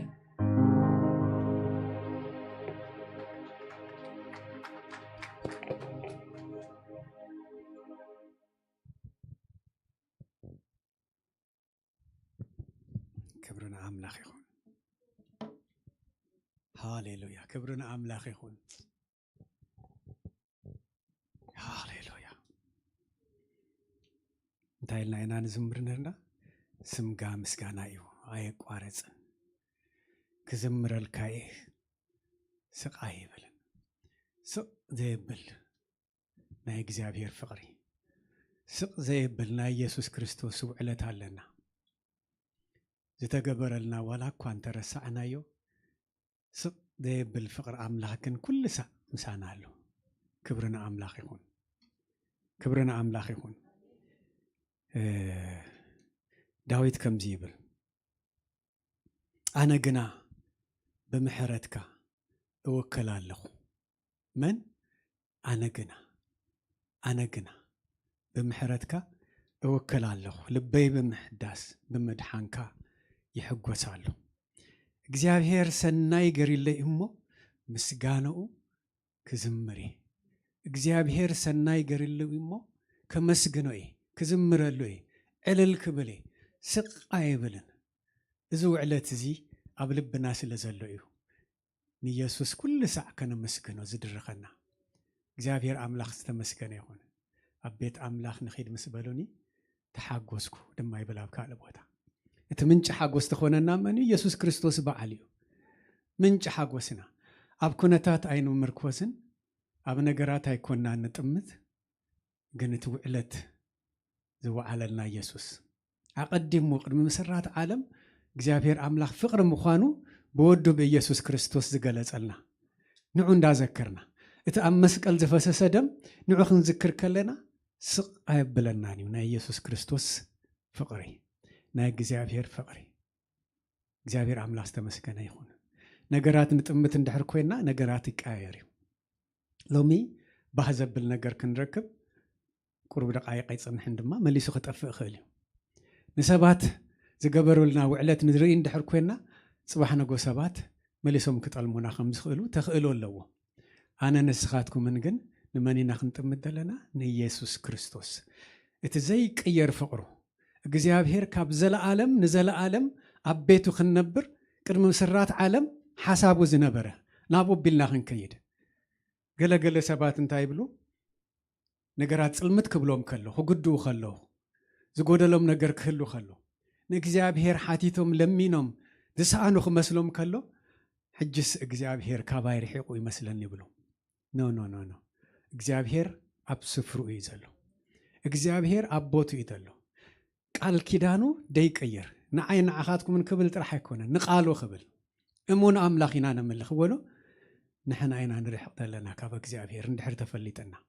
መጽሓፍ ቅዱስ ኣብ ብዙሕ ቦታ እንታይ ይብል እንተ ዝብል ቃል ኣሎ እንተ ተመለሰ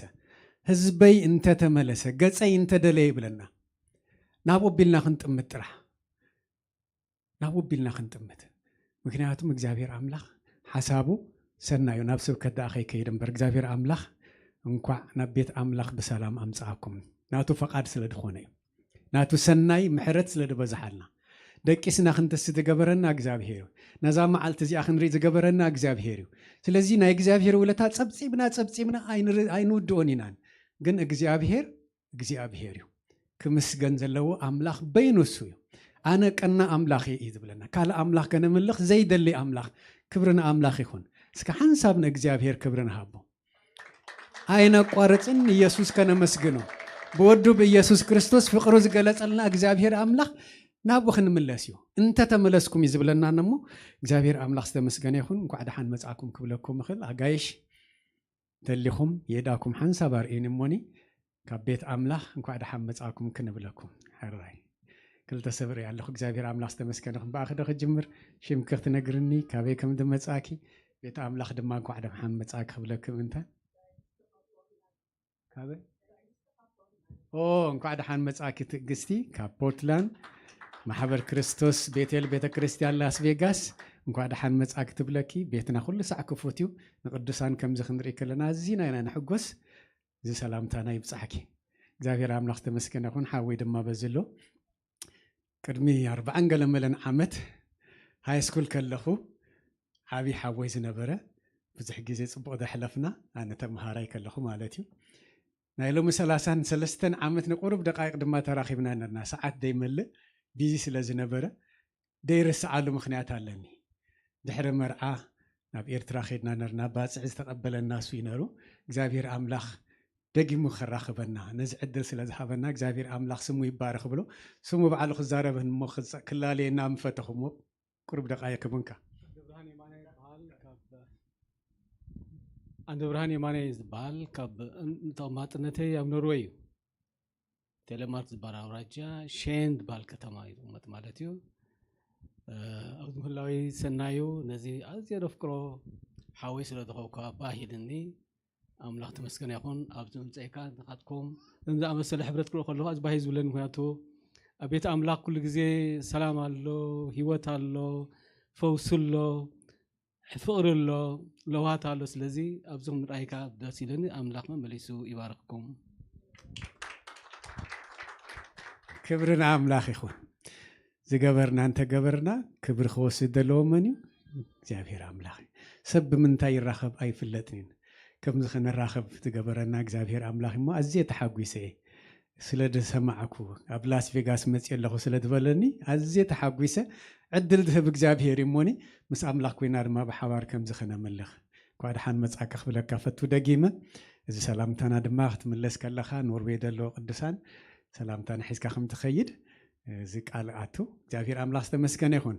ደጊመ ንኩልኩም እንኳዕ ደሓን መጽኣኩም ክብለኩም ፈቱ መተንባህታ ብዙሕ የብልናን ክልተ ኮንፈረንስ ኣለዋና ኣብዚ ዌስት ኮስትን ኣብ ዳላስን ነቲ ኮንፈረንስ ተመዝገብኩም እግዚአብሔር ኣምላኽ ይባርኽኩም ጽቡቕ ግዜ ከም ዝህልው ጎይታ ነዚ ድማ ክብሪ ክወስድ ደጊመ ክብል ደሊ ገለ ኣሕዋት ጎዲሎምን ኣለዉ ዳላስ ከይዶም ኣለዉ ፓስተር ቢንያም ደቁ የመርቕ ኣሎ ኮንግራጁሌሽን ንበሎ ካብ ቤት ማሕበር እዚ ዓብይ ነገር እዩ ኣብ ቤት ኣምላኽ ዓብዮም ኣብዚ ደረጃ ድማ ክበፅሑ ነታ ማሕበር እዚኣ ወኪሎ ወይም ድኸዱ ደለው ክብል ይኽእል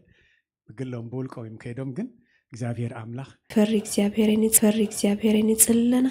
ወአምላኽ ክብሪ ምስጋና ንዓኻኹም ብስም ኢየሱስ አሜን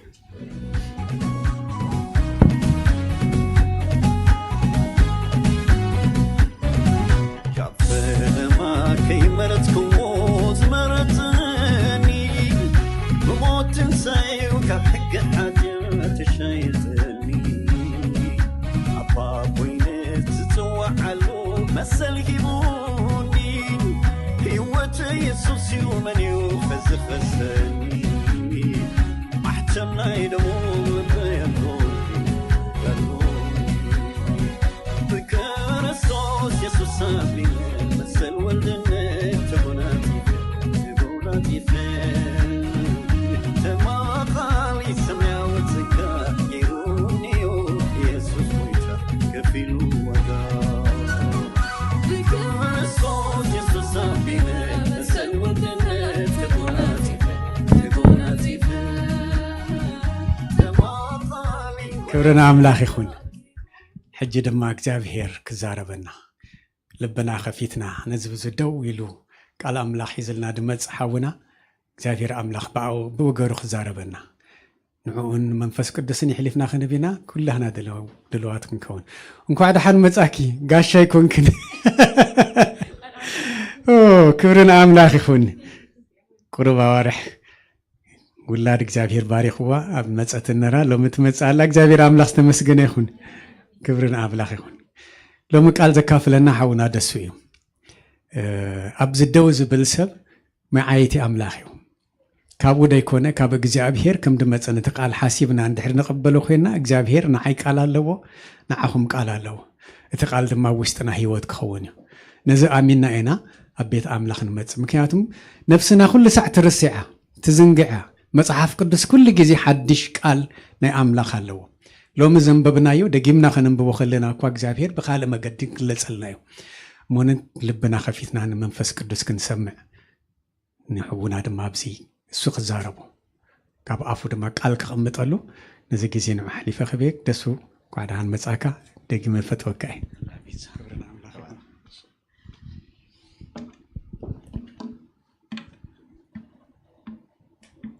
ሃሌሉያ ኣብ ቤት እግዚአብሔር ሓጎስ ኣሎ ኣብ ቤት እግዚአብሔር ሰላም ኣሎ ናይ ብሓቂ ዝብለኩም ደሎ ንዘረባ ደይኮነስ ናይ ብሓቂ ኣብ ቤት ኣምላኽ እንታይ ኣሎ ሰላም ኣሎ ስለዚ ካብ ቤት ኣምላኽ ኩሉ ግዜ ክትመፁ ከለኹም ሰላመይ ክበዝሕ ዕረፍቲ ክበዝሓለይ ካብቲ ኣብ ዓለም ዘሎ ነገር ፍልይ ዝበለ ምሳይ ዝነብር ናይ እግዚአብሔር ነገር ኣብ ውሽጢ ክቕመጥ ዝመጽእ ኢልና ክንመጽእ ኣለና ክንወጽእ ከለና ከዓ በዚ ነገር እዚ ኣይሓድገካኒ በዚ ነገር እዚ ከይባረኽካኒ ኣይሓድገካኒ ዝብል ፋይት ዝገብር ጀነሬሽን እዩ እግዚአብሔር ዘሎ ኣሜን ዶ ሃሌሉያ ኢየሱስ ጎይታ እዩ ስለዚ እምበር በዚ ረፍዲ እዚ እግዚአብሔር ኣብ ማእኸልና ሓድሽ ነገር ክገብር እዩ ህያው ካብ ምዃኑ ዝተልዓለ ኣሜን ዶ እቲ ደሙ ዘፍሰሰልና ጎይታ ሽሙ ይባረኽ ኣብ ማእኸልና ሰናይ ነገር ምግባር ልማዱ ዝኾነ ጎይታ ኣሎ ህያው እዩ ኣሜን ዶ እስካ ኣሎ በሉ ኣብዚ ኣሎ ክሰርሕ ኣሎ ክድህስስ ኣሎ ከጸናንዕ ኣሎ ዝተሰበረ ነገር ክዝንን ኣሎ ዝተረስዐ ነገር ከዘክር ኣሎ ዝኣረገ ነገር ከሐድስ ኣሎ ሃሌሉያ እስክንጸል እግዚአብሔር ልበይ የዳሉ ንዓኻ ንበሎ ልብና እስክነዳሉ እግዚአብሔር አምላኽ ልብና ክሓርሶ እቲ ዘይእዘዝ ነገር ካባና ከውፅኦ እቲ ናይ እምኒ ልቢ ካባና ከውፅኦ እቲ ዝደረቐ ነገር ካባና ከውፅኦ ብመንፈሱ ከጥልለና እግዚአብሔር ጓሳይኻ ዝጎድለኒ የብለይን ኣብ ልሙዕ ሸኻ ተውዕልን ንስኻ በልዎ ሕጂ ብዚ ሰዓት ዛ ኣብ ልሙዕ ሸኻ እዚ ቤትካዩ ኣብ ቤትካ ድማ ኣብ ልሙዕ ሸኻ ተውዕለኒ እግዚአብሔር አምላኽ ነብሰይ ክተጥልል ሕጂ ናባኻ ጽልይ ኣለኹ ሕጂ ቃልካ ለኣኽ በልዎ ቃሉ ልኢኹ ፈወሶም ካብ ጎድጓዶም ድማ ኣናገፎም ተባሂልኩም ተጻሕፈ እዚ ቃል እዚ ኣብዚ ጉባኤ ህያው ይኹን ንብል ኣለኹ በልዎ እዚ ቃል እዚ ኣብ ቤተይ ህያው ይኹን ንብል ኣለኹ እዚ ቃል እዚ ኣብ ሓዳረይ ህያው ይኹን ንብል ኣለኹ እዚ ቃል እዚ ኣብ ዘመነይ ህያው ይኹን ንብል ኣለኹ እዚ ቃል እዚ ኣብ ከባቢየ ህያው ይኹን ቃሉ ልኢኹ ዝፍውስ ኣምላኽ ይዘለኒ ቃሉ ልኢኹ ዘጸናንዕ ኣምላኽ ይዘለኒ ቃሉ ልኢኹ ሃሌሉያ ነገራት ዝነቕነቕ ኣምላኽ ይዘለኒ ቃሉ ልኢኹ ታሪኽ ዝልውጥ ኣምላኽ ኣሎ ኣብዚ ጉባኤ እዚ ጸልዩ በቃ ቃልካ ለኣኽ ኣብ ቃልካ ሓይል ኣሎ በሎ ሃሌሉያ ኣብዚ መድረኽ ዝድይብ ሰብ ኣይኮነን እንታይ ደኣ እግዚአብሔር በቃሉ ዝዛረብ ኣምላኽ ግን ኣሎ ስለዚ ንዑ እንድሕር ደኣ ትጥምቱ ኣለኹም ሕጂ ናባኻ ጥምት ኣለኹ በልዎ ሃሌሉያ ድለይዎ ክትረኽብዎ ኢሎ ሃሌሉያ ስለዚ በዚ ሰዓት እዚ ስውር ነገር ክትገልጸልይ ጎይታ በዚ ሰዓት እዚ አምላኽ እግዚአብሔር ንህይወትና ዝጠቅም ነገር ክትዛረበና በዚ ሰዓት እዚ ንዘመንና ዘሳግር ነገር አባና ክተቀምጥ በኢየሱስ ክርስቶስ ናብ ቃልካ ነድህባለና ሃሌሉያ ልብና አዳሉ ጎይታ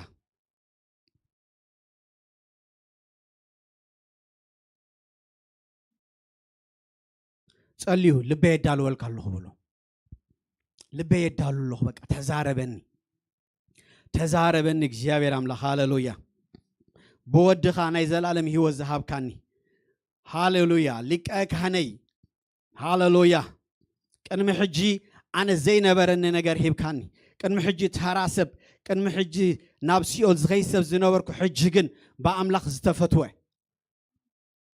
ሕሩይ ወለዶ ናይ መንግስቲ ክህነት ጌርካኒ እዚ ጉባኤ እዚ ኮ ጉባኤ ካህናት እዩ ኣሜን ዶ ጉባኤ ካህናት ኮይዚ ጉባኤ ካህናት እምበኣር ድምፂ ዕልልታ ድምፂ ሓጎስ ድምፂ ሰላም ድምፂ ዕረፍቲ ዝስማዕ ሃሌሉያ ፈኒሕኒሕ ዝብል ጉባኤ እዩ ኣብ ጉባኤ ህያዋን ኣብ ጉባኤ ካህናት እንታይ ዘሎ እንድሕዳልካ ዕጣን እዩ ዘሎ ንኣምላኽ ዝስዋዕ መስዋዕቲ ዝስዋዕሉ ቦታ እዩ እዚ ቦታ እዚ ንኣምላኽ ክብሪ ዝስዋዕሉ ቦታ እዩ እዚ ቦታ እዚ እግዚኣብሔር ኣምላኽ ኢሉ ብጀካ ኣሮን ካልእ መስዋዕቲ ኣይስዋዕለይን ብጀካ ኣሮን ካልእ ካህን ኣይኮነለይን ኢሉ እግዚኣብሔር ኣምላኽ ድማ ብጎይታ ብኢየሱስ ክርስቶስ ሊቀ ካህን ብምግባር ንዓና ካህናት ሓድሽ ክዳን ክንከውን ከዓልቲ ገበረና ካህናት ሓድሽ ክዳን ዓጠንቲ ሓድሽ ክዳን ክንከውን ከዓልቲ ገበረና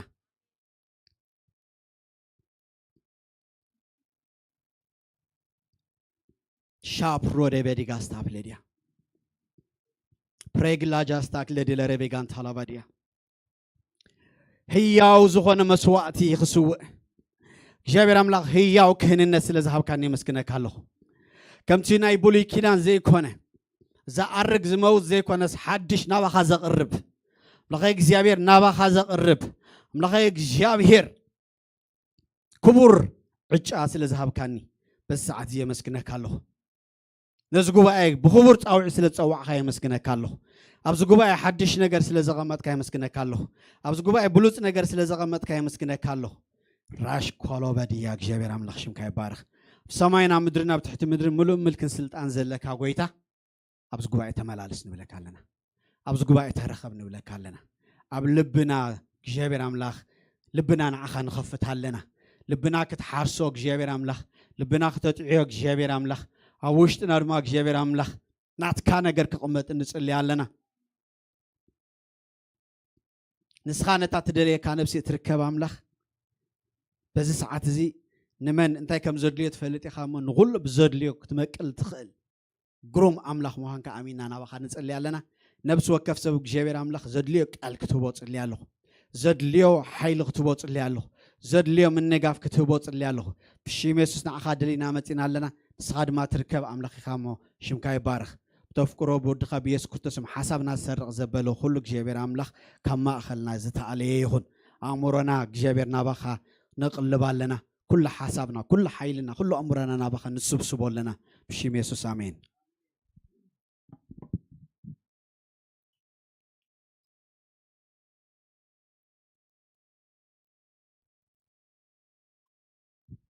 እግዚአብሔር ይባረኽ ኢየሱስ ጎይታ እዩ ከመይ ቀኒኹም ኢየሱስ ክርስቶስ ጎይታ ኣሜን ዶ ኣብ ቤትና ኢየሱስ ጎይታ ዝኾነ ኣብ ህይወትና ጎይታ ዝኾነ ጎይታ ንሱ ኩሉ ግዜ ክነግስ ዝግብኦ ጎይታ ኣምላኽ ዝተመስገነ ይሁን ሕጂ እውን ክነንግሶ ኢና ኣሜን ሕጂ እውን ኣብ ልብና ክነግስ እዩ ሕጂ እውን ኣብ ነገርና ክነግስ እዩ ሕጂ እውን ኣብ ማእኸልና ሰናይ ነገር ክገብር እዩ ኣሜን ዶ ሽሙ ይባረኽ ስለዚ ሎማዕ ሓንቲ ሓቢልና ንሪኦ ቅድሚ ወርሒ ትንክፍ ኣቢልያ ዝነበርኩ ምስ ክህንነት ዝተሓሓዝ ስራሕ ኢና ክንዘራረብ ሽዑኡ ንእሽተይ ትንክፍ ኣቢልያ ወሪደ ግዜ ስለ ዘይነበረ ኣምላኽ ዝተመስገነ ይኹን ሎማዓንቲ ድማ ንእሽተይ ዕሙቕ ኣቢልና ክህንነት ናይ ብሉይ ኪዳን እንታይ ይመስል ካህን እንታይ ይስርሑ ንምንታይ ተፀዊዑ ሊቀ ካህን እንታይ ይስርሑ ንምንታይ ተፀዊዑ እዚ ነገር ዝርኢና ኣብ ሓድሽ ኪዳን ክፍልል እዩ እንታይ እዩ ናይ ብሉይ ኪዳን ናይ ሓድሽ ኪዳን ክህንነት እንታይ ይፍልል እዩ ዝብል ነገር ብንእሽተይ ብኸፊሉ ክንርኢ ክንፍትን ኢና ኣምላኽ ዝተመስገነ ይኹን ኢየሱስ ክርስቶስ ጎይታ እዩ ሕጂ ካህን ርኢኻ ትፈልጥ ዶ በልዎ ኣብ ጎንኩም ዘሎ ሰብ መልሲ ካ ተፀበዩ መልሲ እንታይ ከም ዝበለኩም ንገርኒ ካህን ርኢኹም ትፈልጡ ዶ ካህን እዋ ካህን ርኢኻ ትፈልጥ ኣበየሎ ፕሬዝ ጋድ ካህን ርኢኻ ትፈልጢ ፍረ መን ኣበየሎ ክርስቶስ نوصل عليك أغاني يسوع قويتاي اسكي كهان زغوني يجي حافي يبل زي يبلكم اللهم قال أملاك نريكم ينجهم تجميل يسوع قويتاي እዚ ጉባኤ ዝምባር ጉባኤ ካህናት ያምላኽ ዝተመስገን ይኹን መቸም ክህንነት ብጣዕሚ ቀሊል ነገር ከም ዘይኮነ ኩላትና ንፈልጦ ኢና ናይ ክህንነት ስራሕ ቀሊል ኣይኮነን ቀሊል ስለ ዘይኮነ እግዚአብሔር አምላኽ ንሓደ ዘርኢ ወይ ከዓ ንሓደ ናይ ኣሮን ወለዶ ወይ ከዓ ናይ ኣሮን ዘርኢ ጥራይ እንታይ ገይርዎ ማለት ይፈልዩ ኣቐሚጥዎ ንምንታይ ንኹሉ ዝኸውን ኣይኮነን ፍሉይ ዝተፈለየ ንእግዚአብሔር ዝተቀደሰ ንእግዚአብሔር ዝተፈለየ ንእግዚአብሔር ልቡ ዝሓለነ ካብ ኩሉ ነገር ዝረሓቕ ክኸውን እዩ ዘለዎ ካህን ክኸውን ሰብ ክሓስብ ከሎሲ ኩሉ ነገር እንዳጨልገፈ እንዳለከመ ከይድ ኣይኮነን ከም ደስ ዝበሎ ይኮነ እንታይ ዳ ዝተፈለየ ክኸውን ስለ ዘለዎ እግዚአብሔር እንታይ ኢሉ ኣብዚ እውን ኣቐሚጠልኩም ኣለኹም ላስ ተመስገን ይኹን ዘጣት 19:5 ሕጂ ድማ ቃለይ ኣፀቢቕኩም እንተሰማዕኹም ኪዳነይ እውን እንተሓለኹም ኩላ ምድሪ ድማ ናተይ እያ እሞ ሓለፋ ኩሎም ህዝብታት ገንዘበይ ክትኮኑን ኢኹም ሕጂ እግዚአብሔር በቃ ንዑ ዝኸውን ገንዘብ ንዑ ዝኸውን ህዝቢ ብጣዕሚ እዩ እንታይ ዝገበር ሓረር ዝብል ማለት ንዑ ዝተፈለየ ህዝቢ ንዑ ዘምልኽ ህዝቢ ንዑ ዘኽብር ህዝቢ እንታይ ዝገበር ማለት እዩ ክፈሊ ይደሊ ሕጂ ክትኮኑን ደሊ ኣለኹ ኢሉ እግዚአብሔር ንስኻትኩም ድማ መንግስቲ ካህናትን ቅዱስ ህዝብን ክትኮኑን ኢኹም እቲ ንደቂ እስራኤል ተዛረቦ ነገር እዚ እዩ ንስኻትኩም እንታይ ክትኮኑን ኢኹም ኢሉ መንግስቲ ካህናትን ቅዱስ ህዝብን ክትኮኑን ኢኹም ኢሉ ማለት ስለዚ እግዚአብሔር አምላኽ ካህን ክገብር ክሓስብ ከሎ መጀመርያ ዝሓስቦ ዝነበረ እንታይ እንደሆነ ንዑ ዝተፈለየ ህዝቢ ጥራይ እውን ኣይኮነን ካብኡ ሓሊፉ ድማ ንዑ ዝተፈለየ ኣገልግሎት ዘቕርብ መጀመርያ እግዚአብሔር ቀና አምላኽ ቀና አምላኽ ስለ ዝኾነ ድማ ዝኾነ መስዋዕት ቀዳማይ ንሱ ክወስዶ ዝደሊ ዝኾነ ቀዳማይ ኣቴንሽን ክረኽቦ ዝደሊ ንሱ እዩ ስለዚ መጀመርያ ንዓይ ህዝበይ ክትኮኑኒ ሃሌሉያ እቶም ካብ ማእኸልኩም ዝወፁ ንዓይ ዝተፈልዩ ካህናት ድማ ንዓይ መስዋዕቲ ክስውኡ እደሊ ኣለኹ ስለዚ ድማ ታክገብረኩም እየ ክቅድሰኩም እየ ንዓይ ክፈልየኩም እየ ንኽብረይ ክፈልየኩም እየ ንመንግስተይ ክፈልየኩም እየ ኢሉ እግዚአብሔር አምላኽ ንህዝቡ እንታይ ከለማምዶ ከሎ ንርኢ ማለት እዩ ካብቲ ጸልማት ኣውፅዩሲ ናብ ብርሃን እዚ ከምቲ ኩላትና ንፈልጦ ጽላሎት ናይ ሓድሽ ኪዳን እዩ እግዚአብሔር አምላኽ መጀመርያ ኣብ ብሉይ ኪዳን እዚ ትርኢት ናይ ክርስቶስ እዩ ማለት እዩ እዚ ከመይ ገይሩ እግዚአብሔር አምላኽ ሓሳቡ ኣብ ምድሪ እቲ ናይ ክርስቶስ ነገር ክመጽእ ከሎ እቲ ጽላሎት ከመይ ገይሩ ሰረት እንዳሰረተ ከመይ ገይሩ ይመጽእ ከም ዘሎ እግዚአብሔር አምላኽ ጥበበኛ አምላኽ እዩ እግዚአብሔር አምላኽ ንሰይጣንሲ ንኣዳም ስለ ዝወደቐ ዋውዲቕካ የኻ ግን ድሓን ክጭልግፈካ ኢሉሲ ዓማፅ አምላኽ ይኮ ወላ ንሰይጣንሲ ብትክክለኛ መገዲ ክስዕሮ መዲቦ ሽሙ ይባረኽ ሓቀኛ ጻድቕ አምላኽ ዘለንስ ክበሉ ጻድቕ ፈራዲ በሐቂዩ ክስዕሮ እንተኾይኑስ ነቲ ካባና ዝተመንጠለ ማንነት ካባና ዝተመንጠለ ህይወት ካባና ዝተመንጠለ ዘላለማውነሲ እግዚአብሔር ክመልሶ ክደሎ ክሓስብ ከሎሲ ህዝበይ ክትኮኑን ኢሉ ጀሚሩ ሽሙ ይባረኽ መጀመርያ ቃል ነበረ ስለዚ ቃል ይዘርእ ዘሎ እግዚአብሔር ቃል ዘርኡ ኣብ ልብና ሓሳቡ ዘርኡ ኣብ ልብና ምኽሩ ዘርኡ ኣብ ልብና ዝደልየና አምላኽ ኣለና መታን ክንብል ዝግደሰና ምክንያቱ ኮማ ይመስለካን ኣብ ዓለም ክትነብር ከለኻ እግዚአብሔር ፋፃ ገይሩ ተዘይፀዊዕካሲ ፀላኢ እንታይ ዝገብረካ ማለት እዩ ሓሒው ናብ ሲኦል ዝወስደካ ስለዚ እግዚአብሔር አምላኽ እንታይ ዝብለሉ ኣነ ኣለኹም ህዝበይ ክትኮኑ እንደልየ ህዝበይ ክትኮኑ እንደልየ ካብ ማእኸልኩም ድማ ሓደ ዘርኢ እንታይ ክገብረ ዕብራውያን 5:4 ከም ኣሮን ብኣምላኽ ተፀውዐ ዳ እምበር ነዚ ክብሪ እዚ ሓደ ከባዕሉ ኣይወስዶን እዩ ማዕርኽ እንደ ክቡር ምዃኑ በኣራ እዩ ካብ ኩሎም ካብቶም ነገዳት ሙሉሲ ሓደ ነገዲ ነዚ ነገር እዚ ዕጫ በፂሕዎ ነዚ ክቡር ነገር ኢሉ ድማ እግዚአብሔር ድማ ብኣምላኽ ተፀውዐ ዳ እምበር ነዚ ክብሪ እዚ ሓደ እኳ እንታይ ክገብሮ ኣይክእልኒ ክወስዶ ኣይክእልኒ ኢሉ ማለት እግዚአብሔር ይባረኽ ስለዚ ድማ ንሕና ከምቲ ኣብ ራእይ 1:6 ንእግዚአብሔር ኣቦኡ መንግስትን ካህናትን ክንኮኖ ዝገበረና ንሱ ክብርን ስልጣን ንዘላለም ዓለም ንዑ ይኹን መንግስትን ካህናት ክንኮኖ ዝገበረና አምላኽ ዝተመስገነ ሽሙ ይባረኽ ስለዚ بخفيل نيشتي كنرينا نيكست جبرلي بروخي أملاح استمس كان يكون حجي إذا خالق زي مسرح خبنا تصبح غيرنا هنرينا جن ليك أكهن إجابة أملاح كل عشرين شو متزت عن حدا تي حسب كنا بوا فتينا أملاح استبارك يكون يسوع قويتاي لو ما أنتي ليك أكهنا كمي كم زخونا نيشتي كنرينا كمي لنا بانا خا زمدنا لو خنريلا نسخا خا حاو خا أرون عشرين شو متن حدا إذا نبدأ له زتعات عشرين شو متن حدا نسخا خا حاو خا أرون دق ودما مسو أرون دك أرون كا نادا أبن أبيهون الازارن إتامارن كهانات كونو كاب ماكل دك إسرائيل نابخا أغربهم نا أرون حاو خا دما نخبرن نجيت نزخون قدسات ألباس جبرالو زتري ورلهم ألباس مالتي قدسات ألباس نمتى زخون نخبرن نجيت نزخون እግዚአብሔር ንህዝቡ ክሽልም ከሎ ማለት እግዚአብሔር ነቲ ናተይ ዝበሎ መስዋዕት ክስዋዕለ ዝበሎ በቃ ሚዲየተር አሞንጎይን አሞንጎ ህዝበይን ማእኸላይ ኮይኑ ዘተዓርቕ አካልሲ ማዕርኽ እንደይ እግዚአብሔርሲ ስራሕ ሲኢኑ ይኮነን ደቀቅቲ ነገራት ሕጂ ክብዝኹ ንሪኦ ከለናሲ ኣብ ቁፅሪ 3 ንስኻ ድማ ነቶም መንፈስ ጥበብን ዝመልእዎም ብልቦም ፈላጣት ዝኾኑ ኩሎም ንኣሮን ካህነይ نموخان زقدس ألباس كجبرو نجرم إلو بخيلاتات بتبابنياتات إذا كدان إذا خسر حلو إذا ناي لبسنت ناي كهننت لبسي صغير كخدان كده عبير كان دا سفاه كيت كامس أيكون زبل دلو أتي حبر خي ترفه أتي structure كي ترفه أتي أقاومة خي ترفه كميك خون كم زلو بتنكعه بتبابنياتات كسر حم زلو ينقر إذا معرخن ديك زيابير أخبيرو زري أقول قلت مخانو معرخن ديك زيابير أخبيرو زري أوعيت مخانو معرخن ديك زيابير لبو أو ديقو زي حلو نجر مخانير إنامات حجي أبزلك قدامي نريو كريستوس يماتي زيابير أملاخ ناي كريستوس سرح أنت كم زخونه كريستوس أبزي نعنا تشكي من على زتري أوز لهم سانك قلبي أملاخ سمس كون يكون أبز كل أمتهم نجارات أنت كوينا مالو ما توكيت أمالو إذا حجي زيابير أملاخ كشيلو حسابه أنت جبر الله مالتي يقمت الله مالتي تب كريستوس كجلز زلوا نجار تب كريستوس خون زلوا نجار تجابر كم زمانات كم مسرات عالم أبانا حسابه نجارسي كشيلو أنت جبر الله مالتي هاللويا بناي كهنن السرح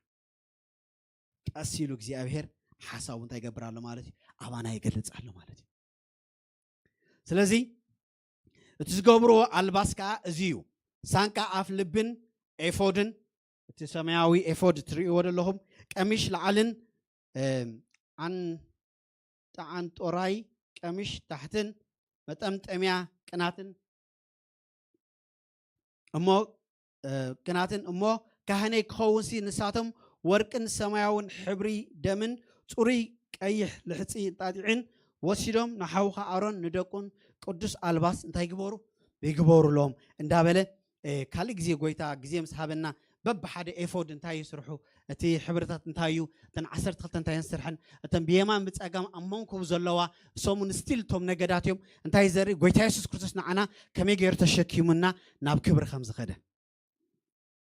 كم يجيروا أبتي يسوس كريستوس ذات وقت كبايت حلف قبل كل ريح مالهم أو نعنا تشكيمنا خساجر كله هاليلويا كابت موت ناب برهانك ساجر كله كابت ألمات ناب برهانك ساجر كله كابت تفقات ناب كبري خساجر ناخله ناب تنساء خساجر ناخله أملاخ مسكن يكون إذناتهم ملكتي لك تكهانك سوء خله إذن جرزك شكوم زلوا نجد كات شكيم كان تجبر مسوات أغرب يزولو دل مالتي حزب خات شكيم كا مسوات أغرب مالتي نتناتي حزبي حز كقرب نباي كتقرب كلا خاسي حزب خا عيترسع نحزبي حز كان تجبر قرب بملامات سلازي أملاخ مسكن يسوع قويتاي قرب درداكم على قرب ليش تيجي تحزن لهم أملاح سمسكينهم سلازي عشرين شومة 40 كتزات نحفرتهم زخد سرد ما كابل حس انتاتي جبار لهم كاب حقوقهم كسع بركم زبتح يخونيلو أزيد ما قويتها يسوع كريستوس نعنا نحفرتنا جيفن مخانو ناي حفرتنا شفاني قبلها أنت يمزلوا بمحرنيا بمحرنيا لا تطعم ها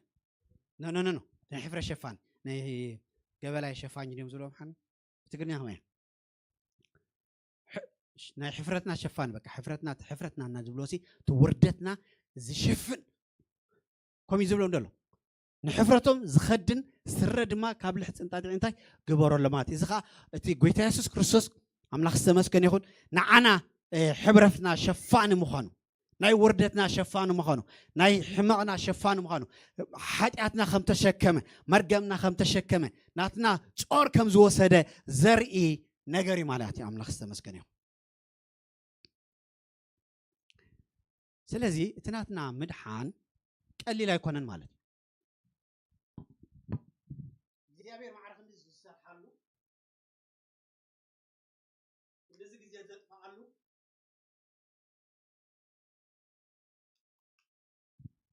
አገልግሎሲ እንታይ ዓይነት አገልግሎት ማለት እዩ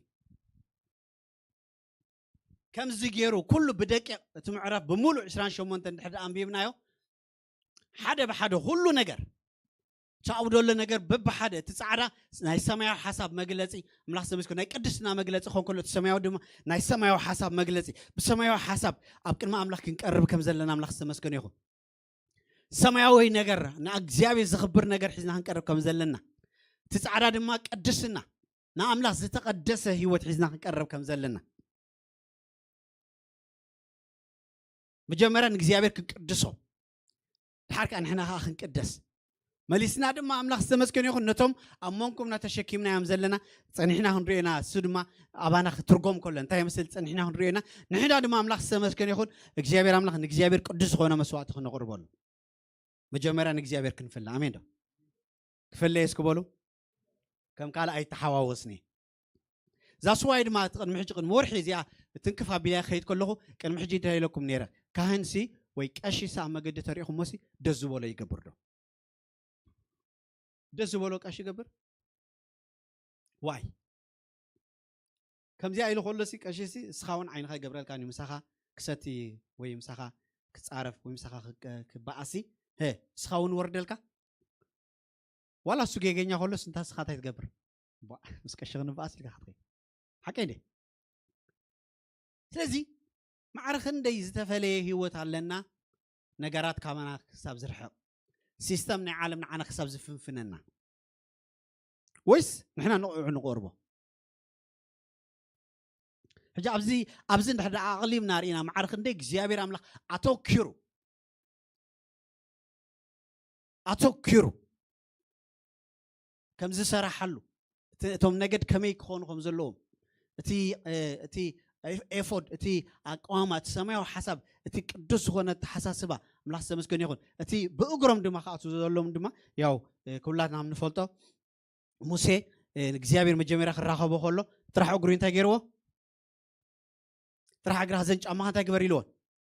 تاني لون ما تسلزي الجزيابير مسوات خسوا خلنا ملاحظة مسكون يقول لك بتمثال ناي موسى زي أقارم تروحهم كوينهم نجزيابير مسوات يسوع أنا تسألالو أو زجبر السو كنرينا قصير لان حدا جزيرة خبنا حججن بعابي أتف picture كسؤال دليل الله هوجن جزيرة عملاخ مع رخندي نقولي يسوع كريستوس نتليك أخانا زغنا آمين ده ليك أخانا زغنا نقولي يسوع كريستوس نوع تمثال زغنا نجر كم يجيرو خسر حمز الله كم يجير حمز الله كم زسر حلو نرمالتي next شام حوي هاليلويا جابير بارك سلازي إذا تبب حدا تي أقاوما تي ساش تورب تونيك أندرغراوند إذا حجة خنطقسن تنحنا قليلين زد ما فلاتا بملأتها تعرى غيرنا رينا هذا لنا ما تا حنت كزياب عمت زجبرة ما تحجي عمت ملو تاقل مزي أزرع أنايا عمت ملو مسوات خصوه خلو تلك أخان تاقل محجي زرع أنايا سئلي زجبر تا كدان مالتي تا سماون سعدان إفود زلوا ساقير ينتهي زجبر عمت ملو مسوات السوء مالتي ملاحظة مسكن يخون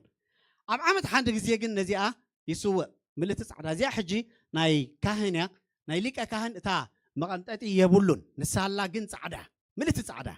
حجي زي ناي كاهناتيا which is نعنا represent زجبر مال شو مي بارك تقدر ميازل كم زي أخوي ناجن سعدا ملتي الله تي ليك كاهن أب عمت حد زي جيروز مسوات السوء الله ملاحظة مسكن يخون سدما حنسبنا حواره هاللويا حنسبنا حوارنا أنا سو مسوات ملكت جابير بارك حنسبنا نقول لك زي كونسي كم تي كهنات أبولي كنان زجبرو ده كونسي تاني حنسبنا حوارن مسوات سوي أنت غيرنا ما تتبجين آمين دو سي أبولي كنان أتي سواء مسواتي حتى كان نتسع مجبري كنا مشفني حتى كان نتسع بلال كان نجزيو مشفني معجسيو مسواتي سواء حتى تجبر معجسيو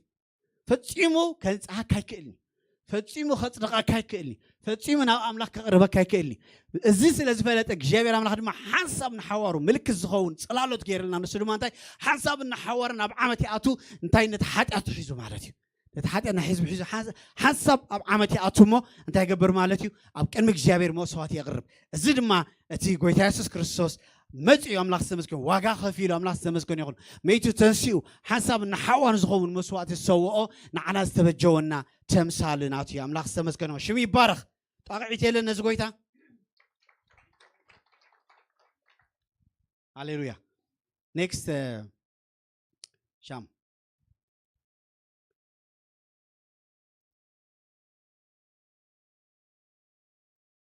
إذا خاطي ناي كهنات كراني أملاك سمسكن يخص لازم فيليبل ناي لك أخن ناي كهنات فيليبل تناي لحسين تعطي قدوس كمش تحتي كدن ناي لحسين تعطي سرقة قبل سجو يجبر ناي لحسين تعطي كنا دماي تعتق ناي لحسين تعطي كمشون تقدمي أزنا برسل ريحهم تام أعتقد زلاته نساء مارتي أملاك سمسكن يهون ناي لحسين تعطي متأم تأميا أبرو سويت أم إذا قدوس ألباس إيو سجو بماي تحاتيبو يكدون سلازي كاهن كونز حسبسي فيت كجبر الله مالتي تيدري إن الله لوزي نزيب زي بك حسبسي نزي خدان خدون يقولون نكزيابير بوعز خونه مسوات قرب زي كأسي نزي خزان نزي خدون يقولون مال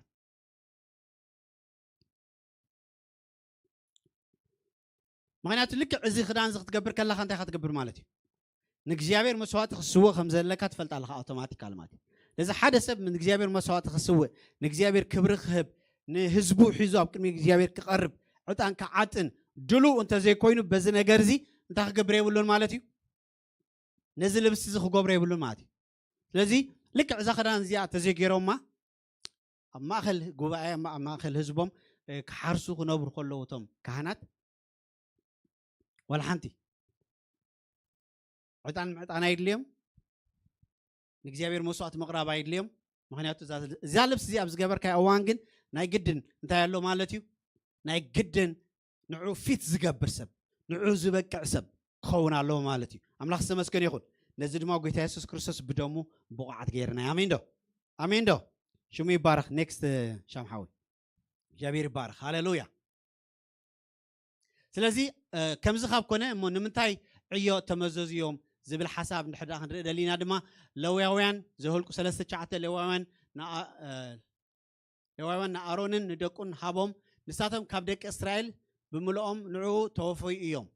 نا أرون دكون دما اتناي كهنتهم كحلو عززهم قوانا انت رخ انت قربخا ريحجي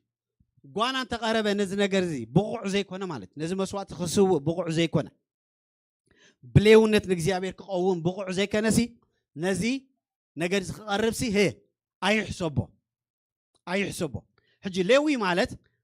أكابي مالتي لوي مالت حوافي مالتي لوي مالت تعرق مالتي لوي مالت كنرينا تنحلنا حجي نزنا جرز خجبر زكل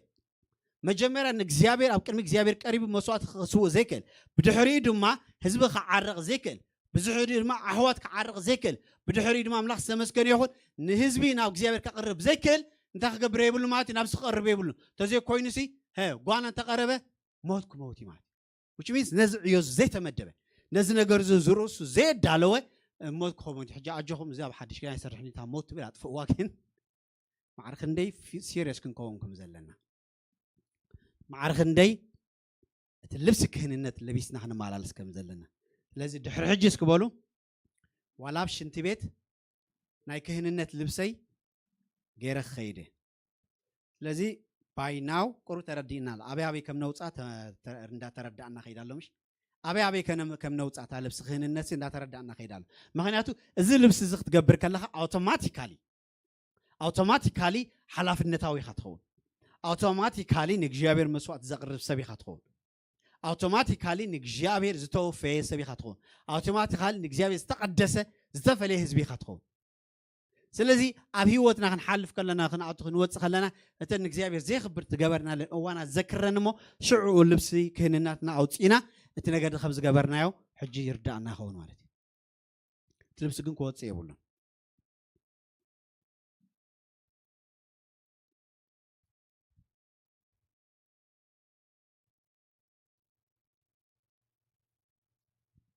ዕብራውያን 5:1 ኣብ ማእከል ሰብ ተወስደ ሊቀ ካህናት ዘበለስ መባእን ሕሩድን ስለ ሓጢአት ምእንቲ ክስውእ ብናይ ኣምላኽ ነገር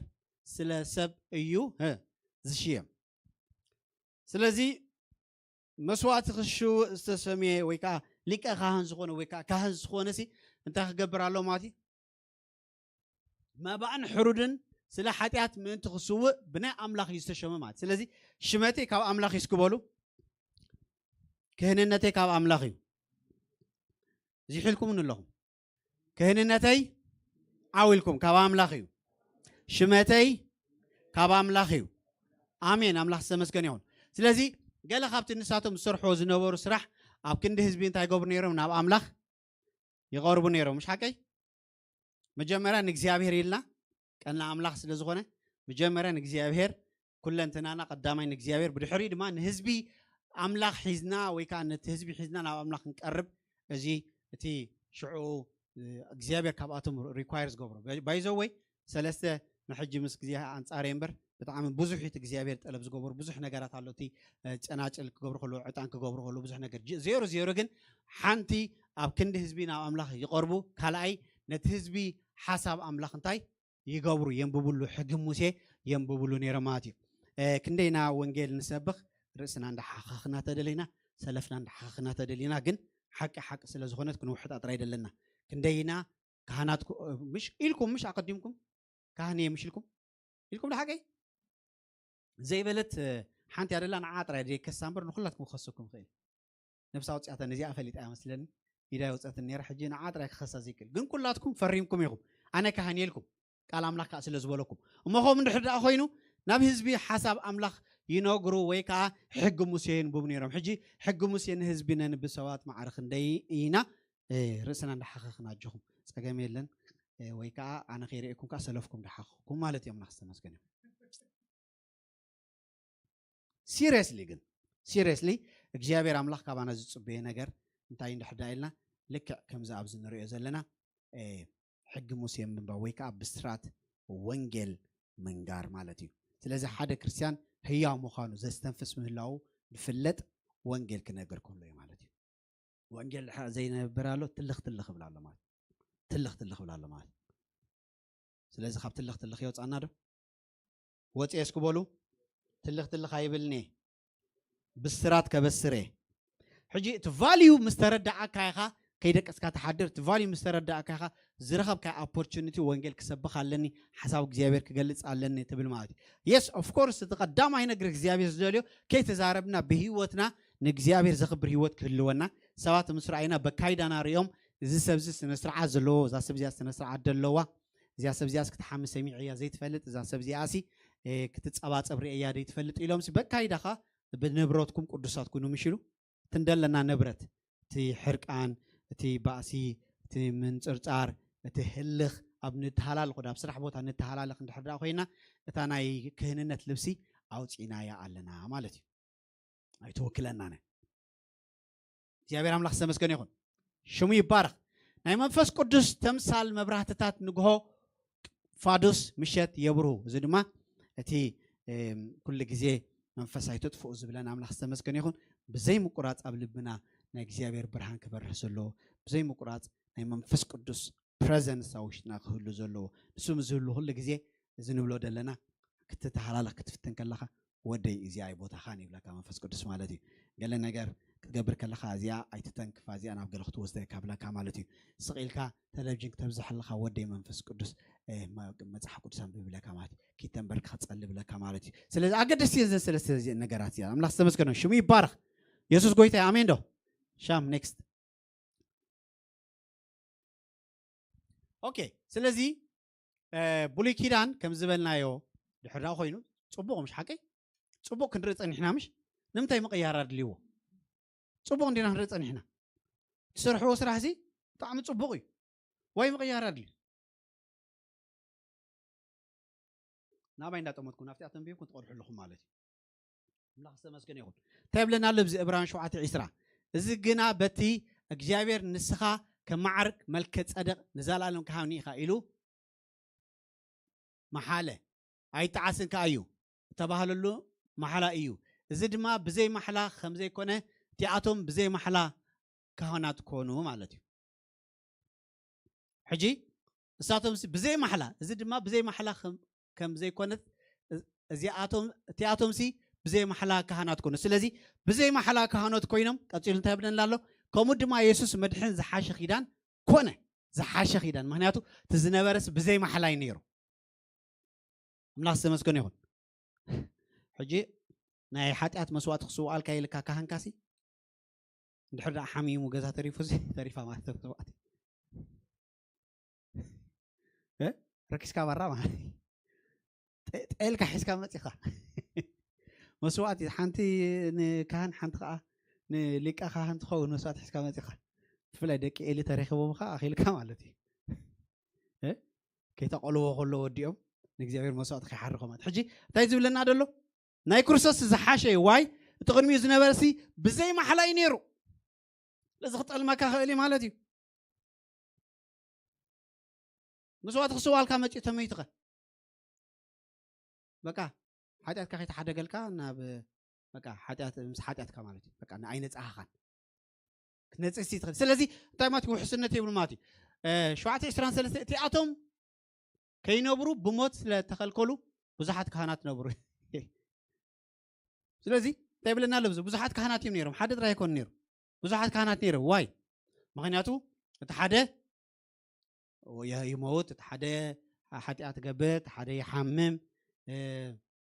ሞት ከዓ እንታይ ገብሮም እዩ ማለት እዩ ፍፁም ኣይኮነን ዛስዋይ ክርስቶስ ኣድልዩ ዛስዋይ ነዛረብ ዘለና ማለት እዩ ስለዚ እሳቶም ብሞት ተኸልኪሎም ክርስቶስ መድሓኒና ግን ብሞት ኣይተኸልከለን ኣሜን ዶ ሃሌሉያ ኣታ ደስ ይበልኩም ኣታ ሃሌሉያ ሻፑያ ማሳክሬዲ ሕጂ እዚ ግና ንዘላለም ዝነብር ስለ ዝኾነስ ዘይሓልፍ ክህነት ኣለዎ ሃሌሉያ ዘይሕለፍ ክህነት እስክበሉ ዘይሓልፍ ክህነት ተቐቢለ እስክበሉ ዘይሓልፍ ክህነት ኣለኒ ስለዚ ድማ ነቶም ብኡ ኣቢሎም ናብ ኣምላኽ ዝመፁ ሃሌሉያ ሃሌሉያ እዚ ኩሉ ግዜ ምእንቶም ክልምድ ዝነብር ስለ ዝኾነ ፈፂሙ ከድሕኖም ይኽእል እዩ ካብቲ ናይ ብሉይ ኪዳንሲ ፍልይ ዘበሎስ ንዚ ማለት እዩ ንዘላለም ዝነብር እዩ ከምቶም ወዲ 98 ምስ ኮነሲ ኔክስት ይር እንድሕር ዳ ኮይንካ ስኻ መስዋእቲ ክተቕርብሲ እዋይ ከይመይውት እዚ ካህን ከይመውት እንዳበልካ ክትምህለል ኢኻ ማለት ምክንያቱ ተይመይትሲ መስዋእቲ ክስዋ ኣይትኽእልን ኢኻ ምስ ሓጢኣትካ ክትነብር ኢኻ ማለት እዩ رأي مو معرفني important خمس غنى نقول يسوع كريستوس صراحة أملاخ سمسكن يهون نسو جنا زس لازم فلت زس لازم حسبه أملاخ سمسكن يهون هاللويا نزل عالم زنبرس لازم غنى زحايش كهلو اللويلو سلازي ما نتم بو أبيلهم ناو أملاخ زموت وكل جزء منتم كلمن زنبرس لازم غنى فتش مخد حنم يخلي شو ميبارك أمين ده كم زي مسألة كفاءة الرخص زي بلو كم زي مسألة خفات الرصاص حجي كنت تقصد الحيامات يتم نشعر كهناسي كفات حسيب الكام سخات قايم من حدا النيوسي ناتك خاء دحري كل تور حدا خوينا تمسوات سواني حاتياسي نجاب سخاء توغرافيت ببعور بقرات تبعي سن حدا النيوسي نعم بخفات سي تمسوات سخاخيت سوق قال خجبر خير مالتي كويس ولا لو قيتا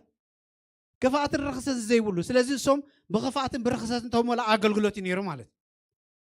كفاءة نيرو ماتي تخفاءة درجة خساوي بس ولا تدي فلت ناس some part of ناي كفاءة جن نيرو تعقل قلوت فتش ما يكونن ملو أيكونن هاليلويا قويت يسوع كريستوس جن ملو زخونة كهنة تحيز النامتي كاب سمايات كاب لعل الزبالة قدس لك خانات عاد لينا هاليلويا نمنتاي رخصة زي بقولوا نتوه عقل قلوت متان كهبنا زي تألم زي حدك زي موت كم توم قالوت موت زخل كلهم موت زي كل كله أيو بود مع لبنا يحقو ساملاخ سمسكون يقول دش دي بلوكم على معرخن دي فولي أملاخ كم زلنا أملاخ سمسكون يقول next شام حاول እግዚአብሔር ባረክ ስለዚህ ንዓና እንታይ ጌርና ማለት እዩ ከምዚ ካብ ኮነ ንዓና መንግስቲ ካህናት ክንኮነ ጌርና ምሽ ኣቱም ደቀ ንኡ ተገልግሉ እሞ ኣገልገልቱ ኮይንኩም ዕጣን ክትዓጥኑ ኣብ ቅድሚ ደው ክትብሉ እግዚአብሔር ንኣኻትኩም ሓርዩ እሞ ሕጅስ እንታይ ሸለል ኣይትበሉ ለዝታይ ዝብለሎ ማለት እዩ ኣነ ሊቀ ካህን ኮይነ ነቲ ዝነበረ ነገር ነቲ ብሞት ዝተኸልከለ ኣገልግሎት ነቲ ክፍኣት ዘለዎ ነቲ በደል ዘለዎ ኣገልግሎት ነቲ ሙሉእ ድማ እንታይ ዝገብር ከንፅህ ዘይክእል ኣገልግሎት እንታይ ገይረ ኣለኹነ ተኪኦ ኣለኹ ሊቀ ካህን ኮይነ ሓንሳብን ሓዋሩን ሓጢኣትኩም ይቕረየለኩም ይኽእሉ ሓንሳብን ሓዋሩን ድማ ንዓኹም ኣብ ቅድሚ እግዚኣብሔር ኣብ ቅድሚ ኣቦ ኮይነ እንታይ ክገብር ከማልድ ደው ኢለ ኣለኹ ስለዚ እስኻትኩም ድማ ኢሉ መንግስቲ ካህናት ክትኮኑን ኢኹም ኢሉ ኣምላኽ ሽሙ ይባረክ ኣሜን ዶ እንታይ ግን ኢሉ ሕጅሽ ሸለል ኣይትበሉ ከምቲ ንሳቶም ሸለል ዝብሎ ዝነበሩ ሸለል ኣይትበሉ ከምቲ ንሳቶም ብርክሰት ዘገልግልዎ ዝነበሩ ብርክሰት ኣይተገልግሉኒ ከምቲ ንሳቶም ብዘይ መልኣት ዘገልግሉ ዝነበሩ ንሳትኩም ከዓ ከምኡ ኣይትኹኑ ሸለል ኣይትበሉ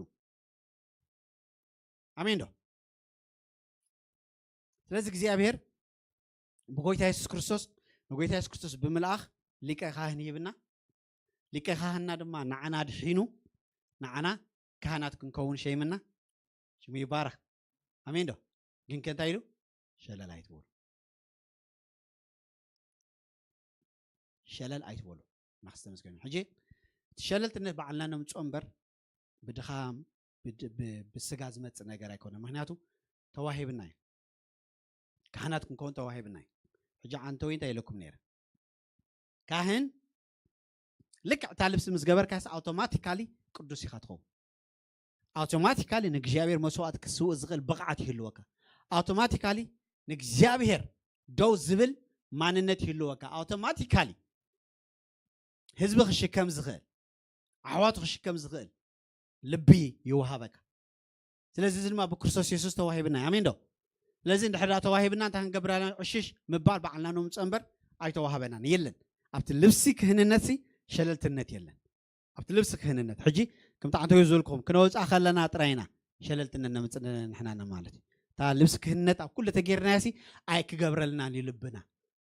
ንእግዚአብሔር ዘይኽብር ነገር ክንገብር ሓሳብ እግዚአብሔር ዘይኮን ነገር ክንገብር ብሲስተም ናይ ዓለም ክንተሓሲ ልብና ኣይገብረልናን እዩ ምክንያቱ እንታይ ንገብር ኣለና ማለት እዩ ሕጂ ልክዕ ከምቲ ኩሉ ግዜ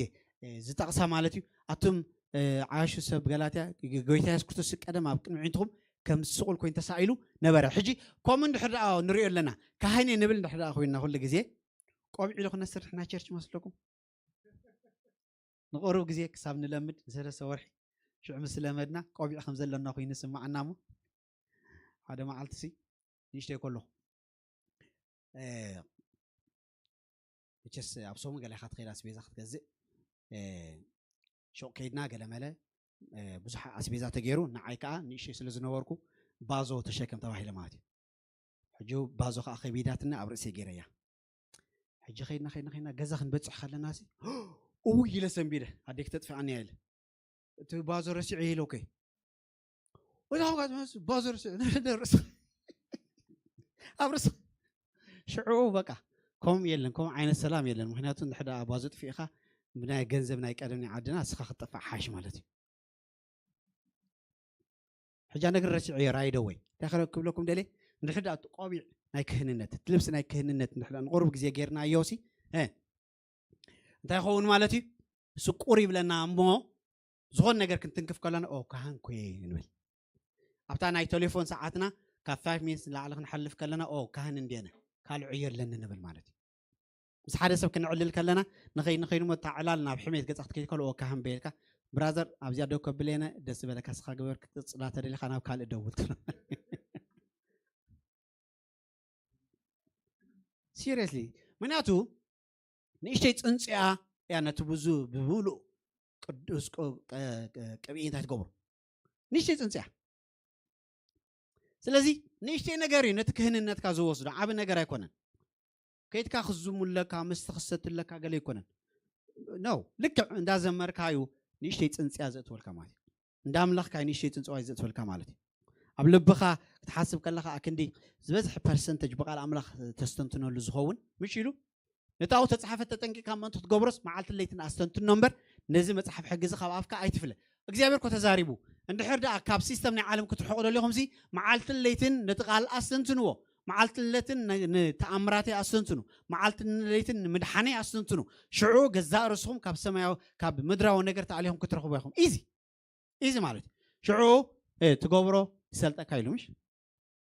ካና ዓካ ሰልጠካ ስለምን ዝመቕና አምስላት ዝመጽእ ናይ ክህንነት ልብስ ክትገበር ከለኻ ማለት ሕጂ ተሳሚዕና ደ ነስርሓይ እንደተንለሲ ሽማግለታት ፕራይዝ ጋድ ኢየሱስ ጎይታይ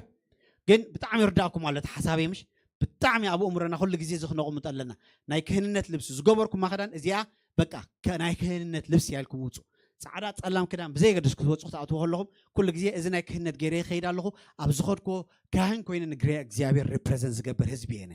ኢልና ደው ክንብል ክንክእል ኣለና አምላክ ዝተመስገነ ይኹን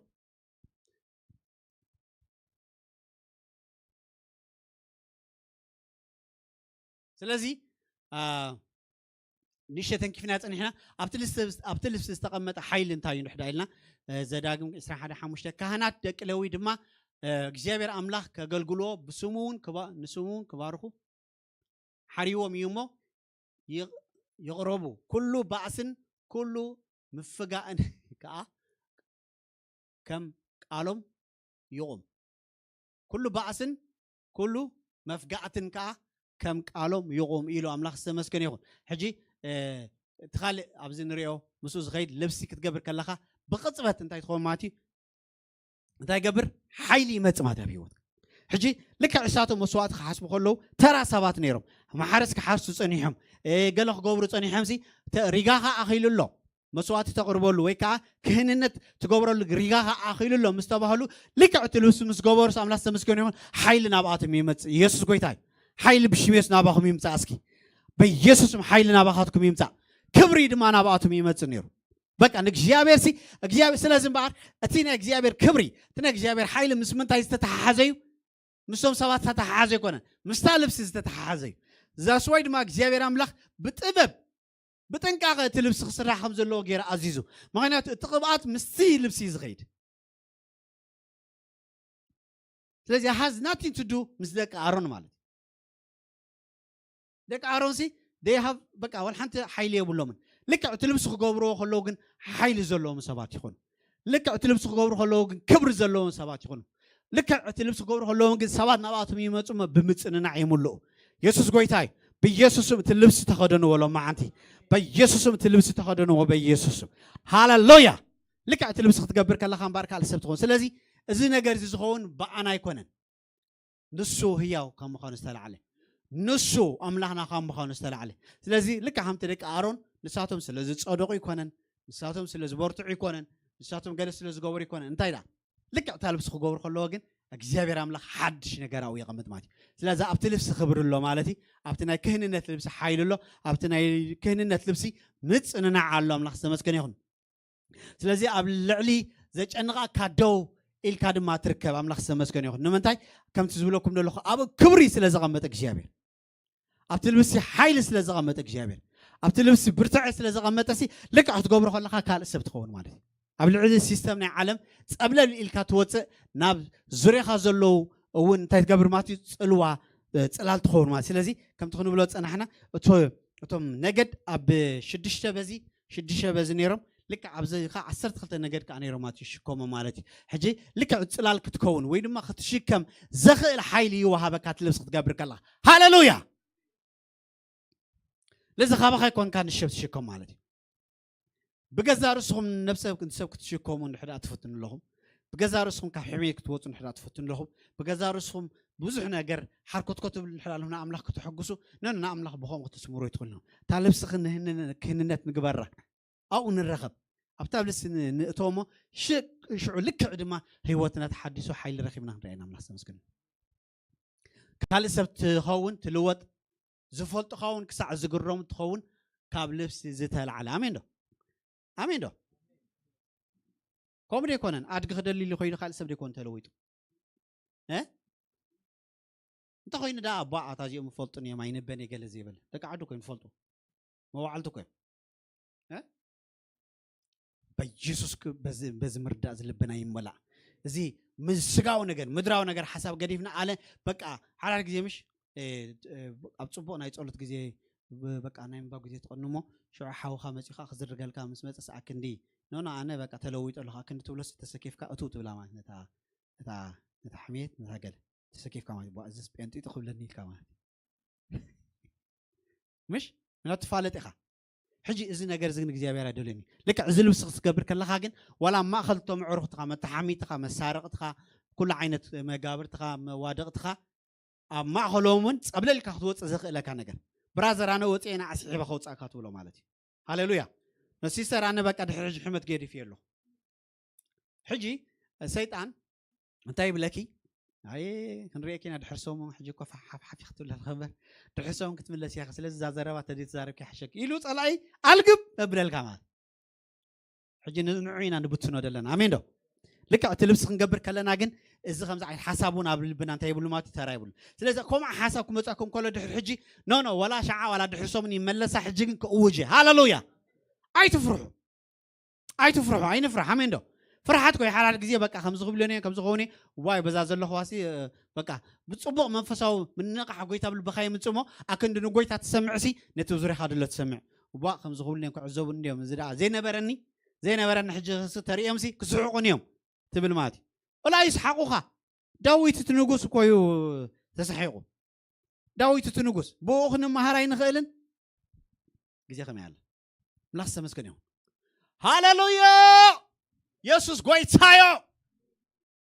سلازك جابر أملاخ لهم عند حدش نجارة ما أخلنا قبري لبسي قدسنا خلبسنا يامينه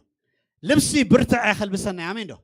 لبسي حدش هو تكلبسنا يو نعول بيسناد ما خنوتين يامينه سلاز لهم عندي متاوي موسعين ببينه يقولوا بك كم زعت هواي واتسني يسكبولو كم زعت هواي واتسني حيل وسخة خواتيه كبري وسخة خواتيه فقر وسخة خواتيه تحتنا وسخة خواتيه قبل علت صلاتي جزية خواتيه هاللويا شو مي بارخ next شالوم شام سلازي نتناي كهنت لبسي بقع منيو كم تغنوا له تنحنا قديم إلين تنحين تعسرت خلت نجد نبى أملك حجوز قرب خونا له سلاح حواتو خان تيزقبر خونا له سلازي لبس تزقبر نهزبو نحواتو حجوز قرب خونا له مش حكي دحريخه سلاح حواتو خا دوز زبل أمين دو سلاز لبس تزقبر كلها سلاح حوات خا دوز زبل ماتي which means حوخا خحمة كله ويك حوخا كود كله ويك حوخا نقتصل إزقبر كان أجرك ما تخلص you have to fight. It's not easy and you have to fight. It's not easy and you have to fight. But زيت تخكلنا تخلق المالي. Okay. وين نحد قايلنا أبي زفترة إسرائيل شعت ساسان ربعتن ليا سالسة ولادة تولد كلا زبالوت ليا مليسا خات أنست ودون ولدت سلست ودي وليدو ليامو حجي سواي أباي كلا جبيو بلت يبلنا أملاح سمسكن يهون سلازي سومون تاي بلوتو ليوي بلوت سلا ليوي مالت تاي ماتوي متبع مالتي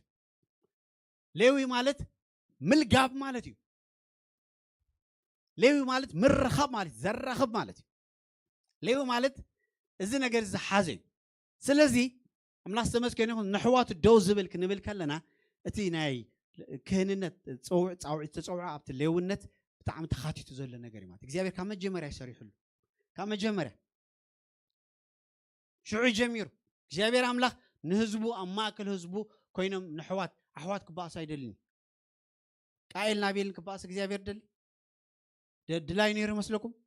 سلزة سوي جابر أملاخ لو يختص على لويل بقى لو يقول لدالو أنت يسجبر أمونغ حواتو دوزبل هاليلويا نحواتو زت عرق هاليلويا نحواتو زمبركة هاليلويا أنا ليو يسكبول له معنتي كهننت ناتا يسكبول له معنتي نحوي دو كبل يسكبول له معنتي ولا ندات ألأتني بلو وضغال ولا ندا بدلتني ولا هل خين دخونت ولا ندا تتقرارتني كفيديو تلبس مسجوركو جن قليليو ከቢድዩ ልብስ ክህነት ምስ ገበርኩ ግን ቀሊል እዩ ሃሌሉያ ስለዚህ ሲስተም ናይ ዓለም እውን ከምኡ ከቢድ እዩ ልብሲ ክንገብር ከለና ግን ሻኩር ራባዲ ያላባ እንታይ ኢልካ ትሰጉሮ ሃሌሉያ ኣነ ኣብ ልዕሊ ናይ ሲስተም ናይ ዓለም ክሳገር ዝኽእል ሓይል ኣለኒ ካብቲ ብዓለም ደሎ እቲ ምሳይ ዘሎ ይሕይል ሃሌሉያ ካብቲ ብዓለም ደሎ እቲ ምሳይ ዘሎ ይበልፅ ሃሌሉያ ተመንን ዕንቅርቢትን ክረቅፅ ዝኽእል ሓይል ኣለና ሃሌሉያ ውዲቱ ኣይስሕተን ሃሌሉያ ንምንታይ እቲ ልብሲ ክህንነት ተዋሂብኒ ስለ ዝኾነ ሽሙ ይባረኽ ስለ ኣህዛብ ድማ እንታይ ዝገብር ዘማልድ እዩ ካህን ኣምላኽ ዝተመስገነ ሽሙ ይባረኽ ብሰማያዊ ሓሳብ ዝመላለስ ንኣምላኽ ወትሩ ዝቅድስ ንርእሱ እውን ብቅድስና ዝመላለስ ስለዚ መጀመርያ ንእግዚኣብሔር ክንቅድሶ ብድሕሪኡ ድማ ኣምላኽ ዝተመስገነ ገዛእ ርእስና ኣብ እግዚኣብሔር ቅዱሳት ጌርና ክንቐርብ እግዚኣብሔር እዚ ልብሲ እዚ ብቑዓት ይገብረና ክንገብር ከለና ሽሙ ይባረኽ ገሊኡ ተናኺፈየ ግን ኣብ መንጎ ካህንን ሊቀ ካህንን ዘሎ ዝምድና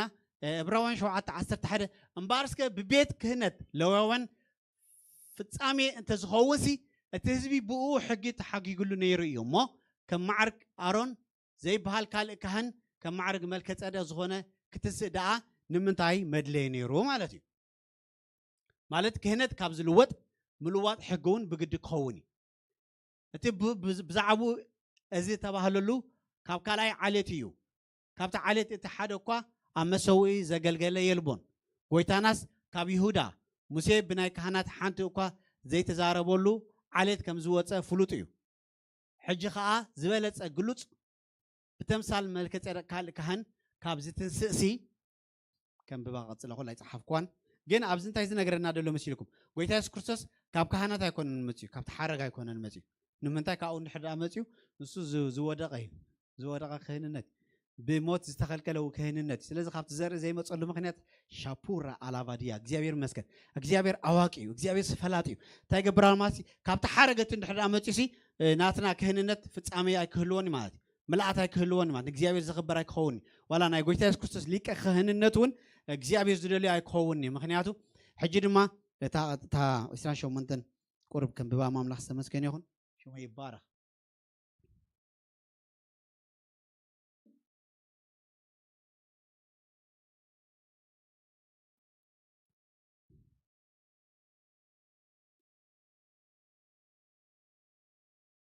ካብ 15 ጀሚረ ሕጂ ከዓ ዝበለፀ ግሉፅ እዩ ብተምሳል መልከ ጸደቅ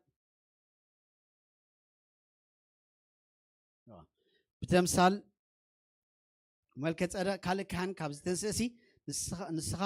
ከም ማዕርግ መልከ ጸደቅ ንዘላለም ካህን ኢኻ ኣሜን ዶ ኢሉ ተመስኪሩሉ እዩ እሞ ብዘይሓልፍ ሓይሊ ህይወት እምበር ከም ሕጊ ስጋዊ ትእዛዝሲ ካህን ኣይኮነን ብዘይሓልፍ ህይወት ኢኻ እንከይኑ بموات عيكونن بطفا عيكونن بتي بموت استخلكله بحق زتتحز يكونن እቲ ዝሓለፈ ትእዛዝ ድኹምን ዘይጠቅምን ስለ ዝኾነ እዩ ዝተሳዕረ ሪኹም ኣለኹም ሕግና ሓደ እኳ ኣብ ፍጻሜ ኣይብፅሖን ግናኸ ናብ ኣምላኽ ንቐርበላ እቲ ሓይሽ ተስፋ ኣተወት እዚ ግና በቲ እግዚኣብሔር ንስኻ ከም ማዕርክ መልከ ጸደቕ ንዘላለም ካህን ኢኻ ኢሉ መሓለ ኣይተዓስን ከዓ እዩ እተባሃለሉ መሓላ እዩ እዚኣ ድማ ብዘይ መሓላ ከም ዘይኮነት እቲኣቶምሲ ብዘይ መሓላ ካህናት ኮኑ ከምኡ ድማ ኢየሱስ መድሕን ዝሓሸ ኪዳን እዩ እቲኣቶምሲ ዘይነብሩ ብሞት ስለ ተኸልከሉ ብዙሓት ካህናት ነበሩ እዚ ግና ንዘላለም ዝነብር ስለ ዝኾነ ዘይሓልፍ ክህንነት ኣለዎ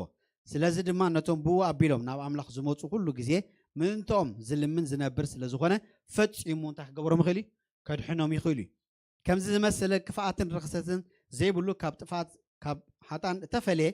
ካብ ሰማያት ከዓ ልዕል ዝበለ ቅዱስ ሊቀ ካህናት ኣድለየና ንሱ ከምቶም ካልኦት ሊቃውንቲ ካህናት ቅድም ምእንቲ ሓጢኣት ርእሱ ድሓር ድማ ምእንቲ ሓጢኣት ህዝቢ ኣብ ፀፅባሕ መስዋእቲ ዘቕርብ ከቕርብ ዘየድልዮ እዩ እሞ ርእሱ ንመስዋእቲ ምስ ወፈየ ሓንሳብ ንሓዋሩ እንታይ ገበሮ ሓንሳብ ንሓዋሩ ገበሮ ኣምላኽ ተመስገን ስለዚ ከምቶም ካልኦት 10 ግዜ መስዋእቲ ምስዋእ ዘድልዮ ኣይኮነን ሓንሳብ ንሓዋርን መስዋእቲ ከቕርብ ዝኽእል ስለ ዝኾነ ኣምላኽ ተመስገን ይኹን ልክዕ ከምቲ ንሳቶም ካብ ሓደ ናብ ሓደ ዝሰጋገሩ ዝነበሩ ኣብ ዓመት ከባቢ 12 ክሳብ 24 ዝተፈላለዩ ካህናት በብክልተ እብሪ ይወፁ ነይሮም ማለት እዩ ድኻም ዝነበሮ ነገር እዩ መፈፀምታ ዘይብሉ ፐርፌክት ዘይኮነ ኣገልግሎት እዩ ነይሩ ንሱ ግና ነዚ ነገር እዚ ስለ ዝፈለጥ ንሱ ስዒሩ እንታይ ገይሩ ሞት ሓሳብን ሓዋሩን ንዓና መስዋዕት ብምስዋዕ ተበጅና ማለት እዩ ሕግስ ድኻም ንዘለኣለም ሰባት ሕግስ ድኻም ንዘለዎም ሰባት እዩ ሊቃውንቲ ካህናት ክኾኑ ዝሸሞም እቲ ድሕሪ ሕጊ ዝመፀ ቃል ማሓላ ግና ንዘለኣለም ፍጹም ዝኾኑ ወዲ እዩ ፕራይዝ ጋድ ሪኢኹም ዶ ሕጊ ንመን እዩ ዝሸይም ድኻም ንዘለዎም ተፃረፍቲ ክኾኑ ይኽእሉ እዮም ማለት እዩ ሰራቕቲ ክኾኑ ይኽእሉ እዮም ማለት እዩ ብዙሕ ነገር ገብሩ ይኽእሉ እዮም ማለት ስቲል ግን እቲ ልብሲ ገይሮም ክኣትዉ ከለዉ ግን በቃ እግዚኣብሔር ሓይሉ ይገልፃው ማለት እዚ በቃ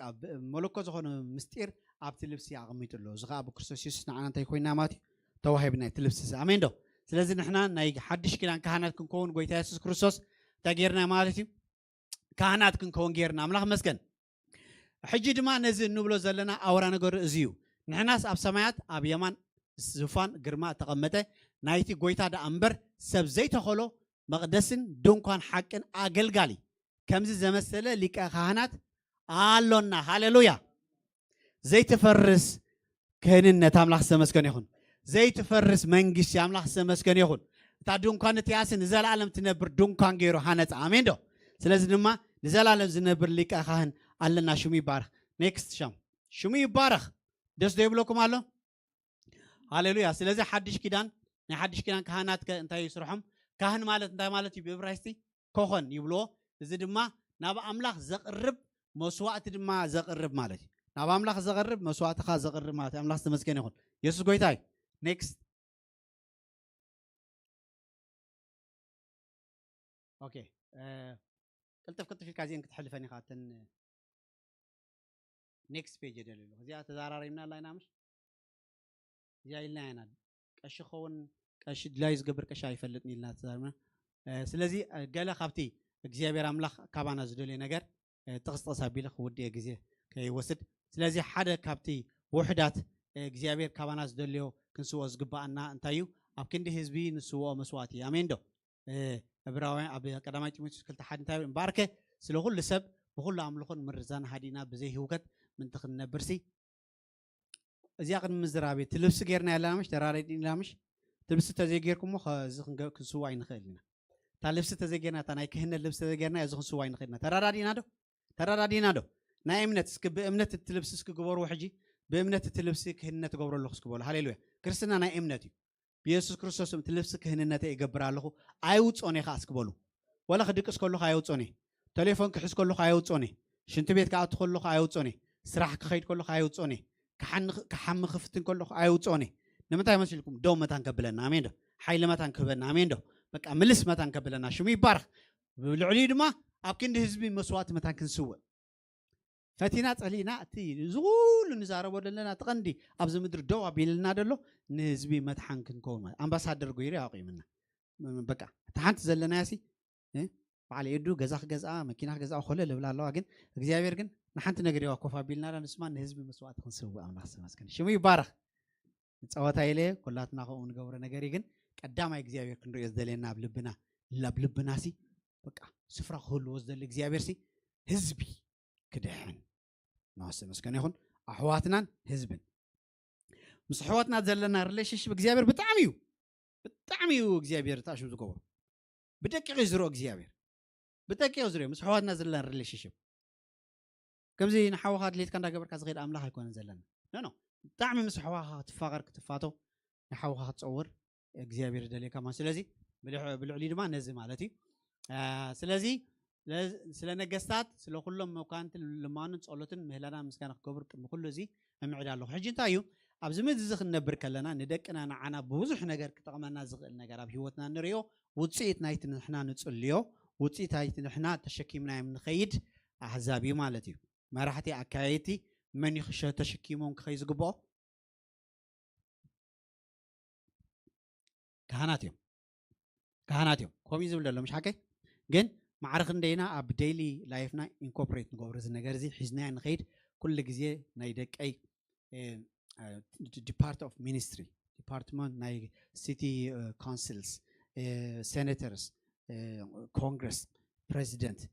ናይ ከተማ ሜየር ገለልናሲ ማለትና ኮይኑ እና እግዚአብሔር ኮም ይዝሪየካ በቃ ታልብሲ ኣብታ ልብሲ እግዚአብሔር ክሪአካ ከሎሲ በዚ ነገር ዝነቅሕ ሰብ እግዚአብሔር ዝፈልጥ ስለዚህ እግዚአብሔር ደልዩ ከይስእነካ ኣብቲ ልብሲ ከለኻስ እግዚአብሔር ደልዩ ከይስእነካስ እግዚአብሔር ሎም ዓንቲ ዛረበና ኣሎ ሽሙ ይባረክ ሃሌሉያ ስለዚህ ንህዝቢ ዝቆውም ካህን እዩ እግዚአብሔር ዝደሊ ንስድርኡ ሒዙ ዝቆውም ካህን እዩ እግዚአብሔር ዝደሊ በዚ ነገር እዚ ኔክስት ግዜ ስለዚ ይብልና ቅልጥፍ ኢለ ሓደ ክትንክፈን ክፍትነ ኔክስት ፔጅ ተሓሳብ ተረዲእኩም ኣሎ በብሓደ ምኻድ ኣይድልየንኒ ቃል ክርስቶስ ብኩሉ ጥበብ መሊኡ ይሕደርኩም መላእ የንሰን ብዚ ብጣዕሚ ዝያታ ይብለና ኣሎ ቆሎሲስ 16 መዝሙርን ውዳሴ መንፈሳዊ ቅኔን ሓድሕድኩም ኣስተምህሩን ማዓዱን ብልብኹውን ብፀጋን ኣምላኽ እናዘመርኩም ቃል ክርስቶስ ብኩሉ ጥበብ መሊኡ ይሕደርኩም ኣብዚ እንታይ ያስተውዒልኩም ኣብዚ እንታይ ያስተውዒልኩም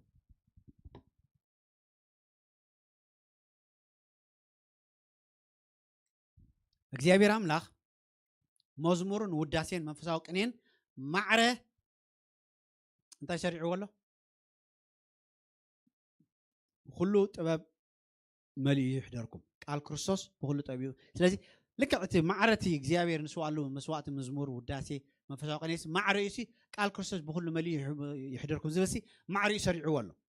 ኔክስት ድማ ዝገት ኣለዎሞ ብወይና ኣይትስከሩ ግናኸ መዝሙርን ምስጋናን መንፈሳዊ ቅኔን ብልብኹም ንጎይታ እንዳተቃለይኹምሉን እንዳደረስኩምሉን ናሓድሕድኩም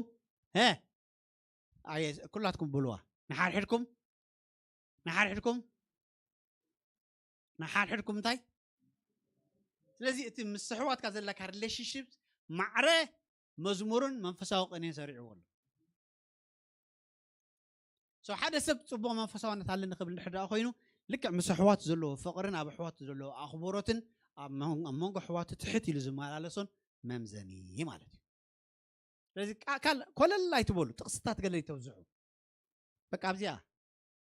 ህይወትኩም ከመይ ኣላ ክትፈልጦ ተለኹም ሲ ምስ ሓወኹም እግዚአብሔር ብሩኽ ኣምላኽ ንሓው ዘየፍቅር ሲ ነቲ ኣብ ሰማይ ዘሎ ኣቦ የፍቅር ተበለ ሲ ሓሳዊ ንመን እያ እዛ ጥቕሲ ባ ትውዝዕዋ ዲኹም ናብ ዓለማውያን እዛ ጥቕሲ ሼር ትብልዋ ዲኹም ንመን እያ እዚኣ ንዓይ ንዓና ስለዚ ንሓውና ክነፍቅሮሲ ቀሊል ኣይኮንኩ ዝብለኩም ደለኹ ግን ኣባኻ ትስራሕ ምክንያቱ ተፈላለየ ባህርያት ዘለና ሰባት ኢና ተፈላለየ ኣካይዳ ዘለና ሰባት ተፈላለየ ምርዳእ ዘለና ሰባት ኢና ንነገራት ኣጠማምታና በበይን እዩ ኩላትና ስለዚ ነዚ ነገር እዚ ክትፀውር ዝኽእለካ ግን ልብሲ ክህንነት ኢኻ ትገብር እኮ ካልእ ኩሉ ኣይድልየካን ባዕልኻ እንድሕር ፋይት ክትገብር ፈቲንካ የስ ይገነፈየል ኣብይኑ እንዲዚኣ ባህሪ እያ በቃ ምሳያ ተወሊዳ ክትብል ኢኻ ማለት ኖ ከም ዝበሃል ነገር የለን ምሳኻ ዝውለድ ጎይታ የሱስ ክርስቶስ ኣብ ልብኻ ኣትዩ ሓድሽ ልቢ እዩ ዘለካ ሓድሽ ዘርኢ ዘለካ ስለዚ እቲ ናይ ኣዳም ዘርኢ ኣባኻ ይስርሕ ከመይ ጌርካ ካብ ዝውለድ ምሳይ ዝብል ኖ ሓድሽ ልቢ እንዲ ገጢምልና ሓድሽ ልቢ እስክበሉ ሓድሽ ልቢ ኣለኒ ነቲ ኣረጊት ቀንጢጠ ነቲ ሓድሽ ልብሲ እለብስ ኣለኹ ነቲ ኣረጊት ቀንጢጥኩም ነቲ ሓድሽ ልብሲ ንፍልጠት ዝሕደስ ሓድሽ ሰብ ልበሱ ምሽ ብለና ነቲ ኣረጊት ቀንጢጥኩም ንፍልጠት ዝሕደስ ሓድሽ ሰብ ፍቅሪ ከመይ ኢሉ ክመሃር ዝደሊ ሓድሽ ዝሕደስ ንፍልጠት ዝሕደስ ሓድሽ ሰብ ከመይ ጌረ ንኸፍቅር ተዳልየለኹ ዝብል ማለት ተማሃይራ ልቢ በቃ ካብ ዘለኹ ውድቀት ክወርደል ኣለኹ ካብ ዘለኹ ትዕቢት ክወርደል ኣለኹ እዚ ኢጎ ክድርብየ ደልየ ኣለኹ ኢሉሲ ኩሉ ግዜ ሲ ንሂወቱ ሲ መስትያት ናይ ኣሕዋቱ ገይሩ ሲ ምስ ኣሕዋት ዝኸይድ ሽሙ ይባረኽ ነቲ ቀሊል ዘይኮነ ቀሊል ዝገበር ኣምላኽ ስለ ዘለና ማለት እዩ ኣምላኽ ዝተመስገነ ይኹን ኩለን ክንውደን ግዜ ዘለና ይመስለንን ግን ብሓፂሩ ሓሳብ ተረዲእኩም ኣሎ ሽሙ ይባረኽ ኔክስት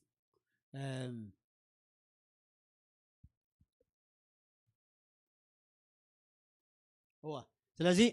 ሳልሳይ ድማ መብራሂማቲ እዚኣ ቀዲምና ጠቂስና ነርና ቀዳማይ ተሰሎንቄ 5:18 እዚ ምንታኹም ብክርስቶስ ኢየሱስ ፍቃድ ኣምላኽ እዩ እሞ ብኩሉ እንታይ ግበሩ በቲ ዝጎደለኩም እስካ መስግኑ ሕጂ በሉ በቲ ዝጎደለኒ የመስግን ኣለኹ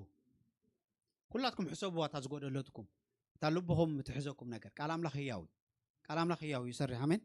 ሕጂ እታ ዝጎደለትኩም ሕሰቡ እሞ በቲ ዝጎደለኒ أمسكنا الله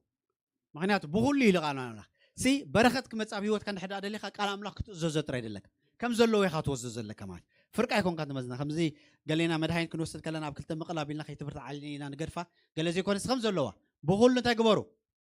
سلازك بقول لي مسكين الله سكبلو سلا حداري مسكين الله سلا ديك أي مسكين الله ما لكم كوين سلا أبا أكاونت يزول جنزب يا مسكين الله سلا تنزقود لا سلا تنزب زحة يا مسكين الله سلا ديك أي مسكين الله سلا مسارح ثي مسكين الله سلام عمي يا مسكين الله انت لا زي حلكم عمهم مرتعكم على ما ادري صلي لكم سلا عمي يا مسكين الله بقولوا انا እግዚአብሔር ይሰርሕ ደሎ انا كم زارو دلو سيلفي امبلويد اخا قصه طقسن رابل كاينا جا ولا انا اخاون طقسن رابل كاينا حنسب صنح يسوس قلت እግዚአብሔር ይመስገን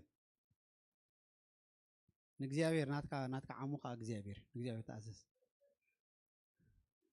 ሕሻት ካሲ ሽሙ ይባረኽ መንፈስካ እንታይ ትግበሩ ሃሌሉያ መንፈስ እንታይ ትግበሩ ትንቢት ኣይትንዓቑ ንኹሉ ተዓዘብዎ ነቲ ሰናይ تهاويكم أي تزاروا مال نقول له تعزوا ما تهاويكم أي تفرضوا كم زين دي هيلاتنا كم زين دي لني كم زين دي خويني الكاسي نقول له تعزوا رجوا لبي حلا هدء زبالة لبي حلا كمان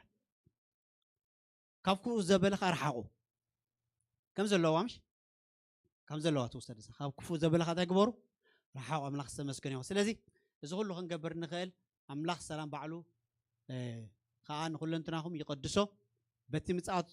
يسوع كريستوس بزل منفسكم نفسكم سجاهم بزي منكب كركب كأنت يجبر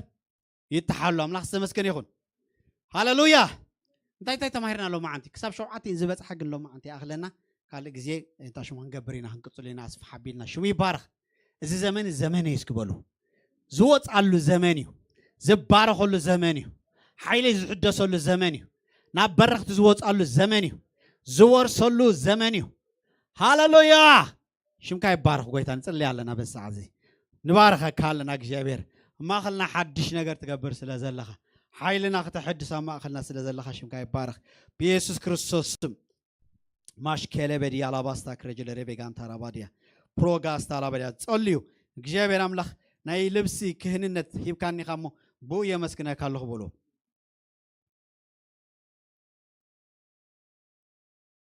راجع رباغانتا راباديا ريبا لباغانتا لباجستا كليدل رباغانتا امباسادر كوين نعخا دو كبلل كاي غويتا ونعخا مسواعت خسوي يا غويتا هاليلويا بتان كعاتنا الكات دس بلكا مسواعت خسوا الكا كبر عجا هيب كاني خامو انا دما عششي لا يريني شلل لا يريني تذهب كاني عجا شلل لا يريني بواغا زتخفله بدم ود خايس كرتس تخفله شلل لا يريني ود خاي خفيل كادحين كاني ودها مسواعت غير كا كهنነት ይብካኒ بيسوس ክርስቶስ ስም ሃሌሉያ ፕሬጀለ ረቤጋራ ለራባጋላ ባጋ ፕሬጀለ ረቤጋስታ ፕሬደ ኤግላራባባባባ ሳፕሮጀለ ረቤጋላ ለለለለለበጀለ ረቤጋንት ሕጂ እግዚአብሔር ብዝሃበኩም ጊዜ እቲ ልብስ ልበስዎ ክርስትና ዕሽነት እዩ ሕጂ እቲ ልብሲ ኢድኩም እንዳንቀሳቀስኩም ዲኹም በቲ ጎይታ ዝሃበኩም ርዳ እንዳጋወርኩም እቲ ልብሲ ልበስዎ እግዚአብሔር ሂበኩም አለ ይብናሎ እዚ ጊዜ እዚ እንጠቀመሉ እግዚአብሔር ተመስገን ይሁን እግዚአብሔር ከውጽ አሜን ዶ ካብዛ ዓዘቕት ዘውጽ ኃይል አለው አሜን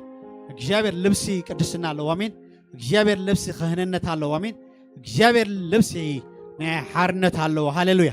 እግዚአብሔር አምላክ ዝ ልብሲ ለማ አንተ ማኸልና እግዚአብሔር አምላክ አቀሚጡ ወሎ ልቦስ ወዝ ልብሲ በኢየሱስ ክርስቶስ እቲ ልብሲ ክትገብር ከለኻ ነፍስኻ ካብ ሓጢአት ርሒቓ ክትረኽባ ኣብ ድኻማይ ክትርከብኒ ኢኻ ኣብ ዘይጠቅም ነገራይ ክትርከብኒ ኢኻ እግዚአብሔር አምላክ ኣብ ዝር ደልየካ ቦታ ጥራይ ክትርከብ ኢኻ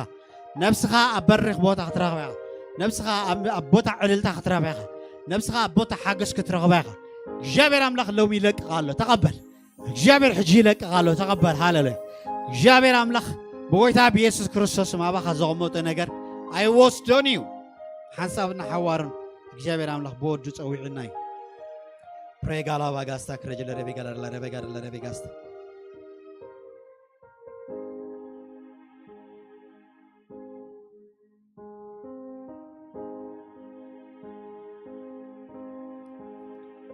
لا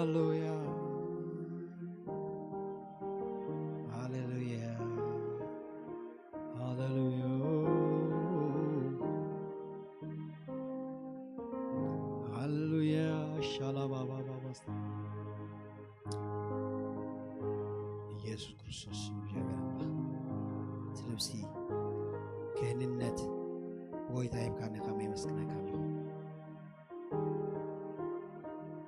ትለብሲ ክህንነት ይለብሰለሁ ኢየሱስ ክርስቶስ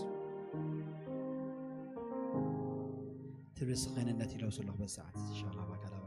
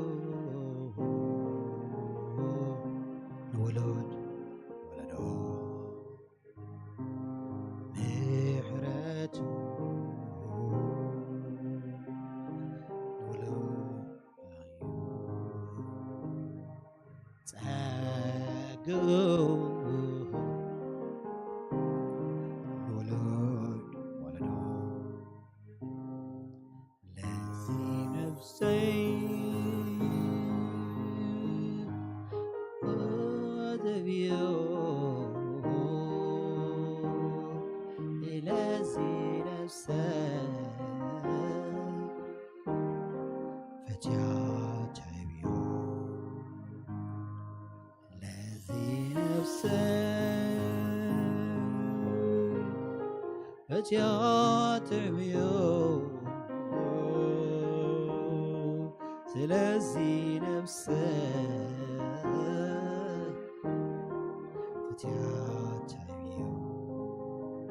ፈትያታቢዮ ስለዚህ ነፍሴ ፈትያታቢዮ ስለዚህ ነፍሴ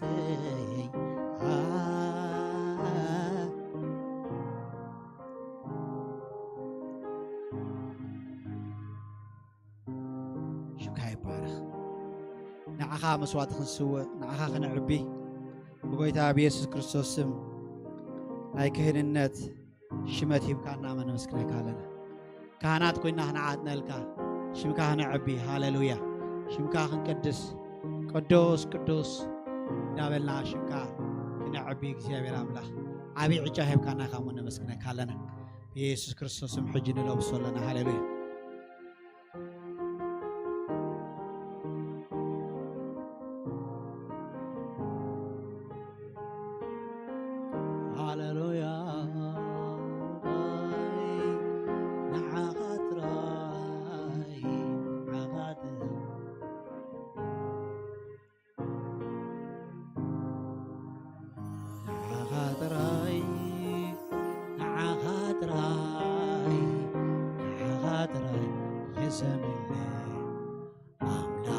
ሰማይ ሻፑራ ሁሉን እግዚአብሔር ክብርሎ እግዚአብሔር ይትንከፋሎ እግዚአብሔር ይደስሳሎ እግዚአብሔር ናይ እምኒ ልቢ ውፅእ ናይ ስጋ ልቢ ይወፅሎ ሃሌሉያ ኢየሱስ ክርስቶስ በሰዓት እዚ ኣኻጥራይ ኣዳውኩም ናብኡ ኣልዕሉ ልብኹም ናብኡ ግበሩ እግዚአብሔር ኣምላኽ ዝሰርሕ ኣምላኽ ኣብ ዝጉባኤ ዘሎ ዓይኒ ዘለዎ ዝርኢ ኣምላኽ ኣብ ዝጉባኤ ዘሎ እዝን ዘለዎ ዝሰማዕ ኣምላኽ እዩ ዘሎ ኢድ ዘርጊሑ ዝድህስስ ኣምላኽ ኣብ ዝጉባኤ ዘሎ ሃሌሉያ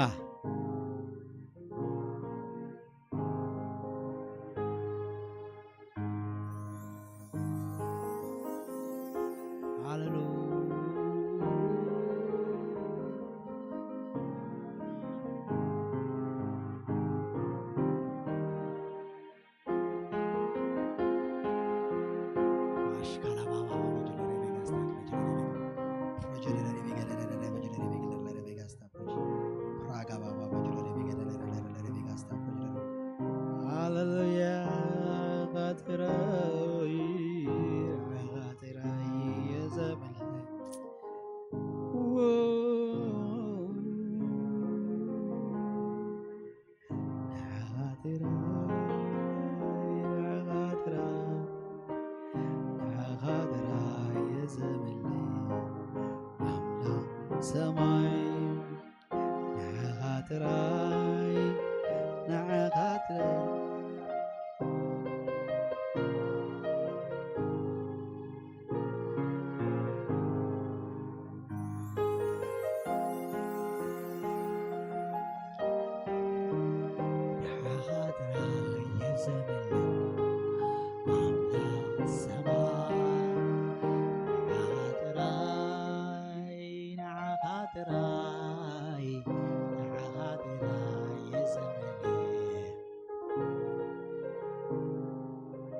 ሽምካ ይባረኽ ሽምካ ልዕል ይበል እግዚአብሔር ስለተዛረብካና ተመስገን ውሽጥና ስለዘባራበርካ ተመስገን እግዚአብሔር አምላክ ከም እምኒ ጸቂጥዎ ዝነበረ ጸጋታትና ስለዘውጻኻ ተመስገን እግዚአብሔር አምላክ ብሰንሰለት አሲሩ ዝነበረ ኃይልና ስለዝበጠስካ ተመስገን አግባዝ ይደኹምን ይሕለሉን አባጽሑን ሰንከልከል ኢሎም ይወድቁ ተምናዓኻ ጽበይጉና ኃይሎም ይሕደስ ከም ንስሪ ይበሩ ይኸዱ አይደኹምን ይጎይ ድማ አይሕለሉን ተባይለኹም ተጻሕፈ ኃይል ስለዛዕጠካና ተመስገን ጎይና ኸይንደክም ኃይል ስለዛዕጠካና ተመስገን ከይድና ኸይንሕለል ኃይል ስለዛዕጠካና ተመስገን በኢየሱስ ክርስቶስ ማማኸልና ስለዘለኻ ንባርከካ ኣለና በኢየሱስ ክርስቶስ ክህንነት ስለዛዕጠካና ተመስገን ናይ ክህንነት ሽመት ስለዝሃብካና ተመስገን ንሕና ድማ ብክህንነት ክንዓጥነልካ ተበጊስና ኣለና ደስ እንዳበለና ክንዓጥነልካ ተበጊስና ኣለና ደስ እንዳበለና ክንዓጥነልካ ተሲና ኣለና ባሮትካ ባህ ይበልካ ስኻ ድማ ኣምላኽ እግዚአብሔር በኢየሱስ ክርስቶስ ኣምላኽ እግዚአብሔር ክንወፅእ ከለና ከም ካህናት ክንወፅእ ኃይል ስለዝዕጠኻና ተመስገን ክንዛረብ ከለና ከም ካህናት ክንዛረብ ኃይል ስለዝዕጠኻና ተመስገን ኣብ ስራሕ ክንከይድ ከለና ከም ተራ ሰራሕተኛ ደይኮነስ ከም ካህንን ከም ሰራሕተኛ ኮይና ክንከይድ ስለዘዘከርካና ሽምካ ይባረኽ ኃይል እውን ስለዝዕጠኻና ተመስገን ኣምላኽ እግዚአብሔር ምስ ሰባት ክንዛረብ ከለና ከም ተራ ዝዛረብ ሰብ ዘይኮነስ ከም ካህን ዝዛረብ ደሎ ፈውስ ከም ዘለዎ ምድሓን ከም ዘለዎ ምንጋፍ ከም ዘለዎ ጸጋ ከም ዘለዎ በረኸት ከም ዘለዎ ብስራት ከም ዘለዎ ኮይና ክንዛረብ እግዚአብሔር ጸጋ ስለዘቐመጥካልና ሽምካ ይባረኽ ክህንነት ስለዝሃብካና ሽምካ ይባረኽ ኣምላኽ እግዚአብሔር ደቅና ክንዕቢ ከለና ብጥበብ ክንዕቢ ከም ካህናት ኮይና ብቅድስና ንዓኻ ዘገልግሉ ንዓኻ ዘምልኹ ብቅድስና ብቕንዕና እግዚአብሔር ኣምላኽ ዝዓብዪ ውላድ ኮይና ክንዕቢ ናይ ክህንነት ልብሲ ስለዝሃብካና ሽምካ ይባረኽ ኮታ ኣብ ኩሉ ነገር እግዚአብሔር ኣምላኽ ክህንነት እግዚአብሔር ሒዝና ክንኣቱ ክንወፅእ ስለዝሃብካና ሽምካ ይባረኽ እግዚአብሔር ካህን ሒዙ ዝወፀ ኣብ ውግእ እውን ዝተሳዒሩ ኣይፈልጥን እሞ ኣብ እግዚአብሔር ኣብ ጸላእትና ክንስዕረሉ ንኽእል ናይ ክህንነት ልብሲ ስለዝሃብካና ሽምካ ይባረኽ ንጸላእትና ክንረግፀሉ ንኽእል ናይ ክህንነት ልብሲ ስለዝሃብካና ሽምካ ይባረኽ ኣብ በራኽቲ ክንወፀሉ ንኽእል ናይ ክህንነት ልብሲ ስለዝሃብካና ሽምካ ይባረኽ ክብሪ ምስጋና ዕቤት ንዓኻ ይኹን ከማኻ ዝበለ ኣምላኽ የለን ሞ ሽምካ ይባረኽ ከማኻ ዝበለ ዘፍቅር ኣምላኽ የለን ሞ ሽምካ ይባረኽ ማእኸል ኣሕዋትና ብፍቕሪ ክንመላለስ ስለዝመዓድከና ተመስገን ኢየሱስ ክርስቶስም ነዛ ከተማ ድማ ንባረኻ ኣለና እግዚአብሔር ኣምላኽ ንሜየር ንጽልየሉ ኣለና ሰላሙ ይብዛሕ ንብል ኣለና ንጋቨርነር ንጽልየሉ ኣለና ሰላሙ ይብዛሕ ንብል ኣለና ኣምላኽ እግዚአብሔር ንፖሊስ ናይዛ ከተማ ንጽልየሎም ኣለና ሓለዋኻ ይብዛሓሎም ንብል ኣለና ብኢየሱስ ክርስቶስም ኣምላኽ እግዚአብሔር ንፕሬዝደንት ንጽልይ ኣለና ጥዕና ሰላም ኣብዝሓሉ ንብል ኣለና ንኩሎም ኮንግረስ ሰኔት ንጽልየሎም ኣለና ሰላም ጥዕና ቅንዕና ኣብዝሓሎም ንጽልይ ኣለና ብሽም ኢየሱስ ክርስቶስ ንደቅና ንዓና ዝኸውን ሕጊ ኸውፁ እግዚአብሔር ካባኻ እግዚአብሔር ረድኤት ክኾነሎም ንጽልይ ኣለና እግዚአብሔር ኣብ ከተማና ድማ እግዚአብሔር ብቅድስና ክንኣቱ ክንወፅእ ክህንነት ስለዘዕጠካና ተመስገን ክብሪ ምስጋና ዕቤት ንዓኻ ይኹን ብኢየሱስ ዘላለማዊ ሽም ኣሜን ምእታኩም ውፃእኹም ይባረኽ ሰላምኩም ይብዛሕ ኣብ ትኸትዎ ኩሉ ንእግዚአብሔር ሰላም ከቅድሚኹም ይውፃእ ኣብ ምእታኩም ምውፃእኹም ሓጎስ ሰላም ዕረፍቲ ከቅድሚኹም ይውፃእ እብል ኣለኹ ርእሲ እምበር ጭራ ኣይትኹኑ እብል ኣለኹ ገዛት እምበር ተገዛቱ ኣይትኹኑ እብል ኣለኹ ብኢየሱስ ክርስቶስ ንኣምላኽ ዘፍቅር ልቢ ኣብ ውሽጥኹም ይኹን እብል ኣለኹ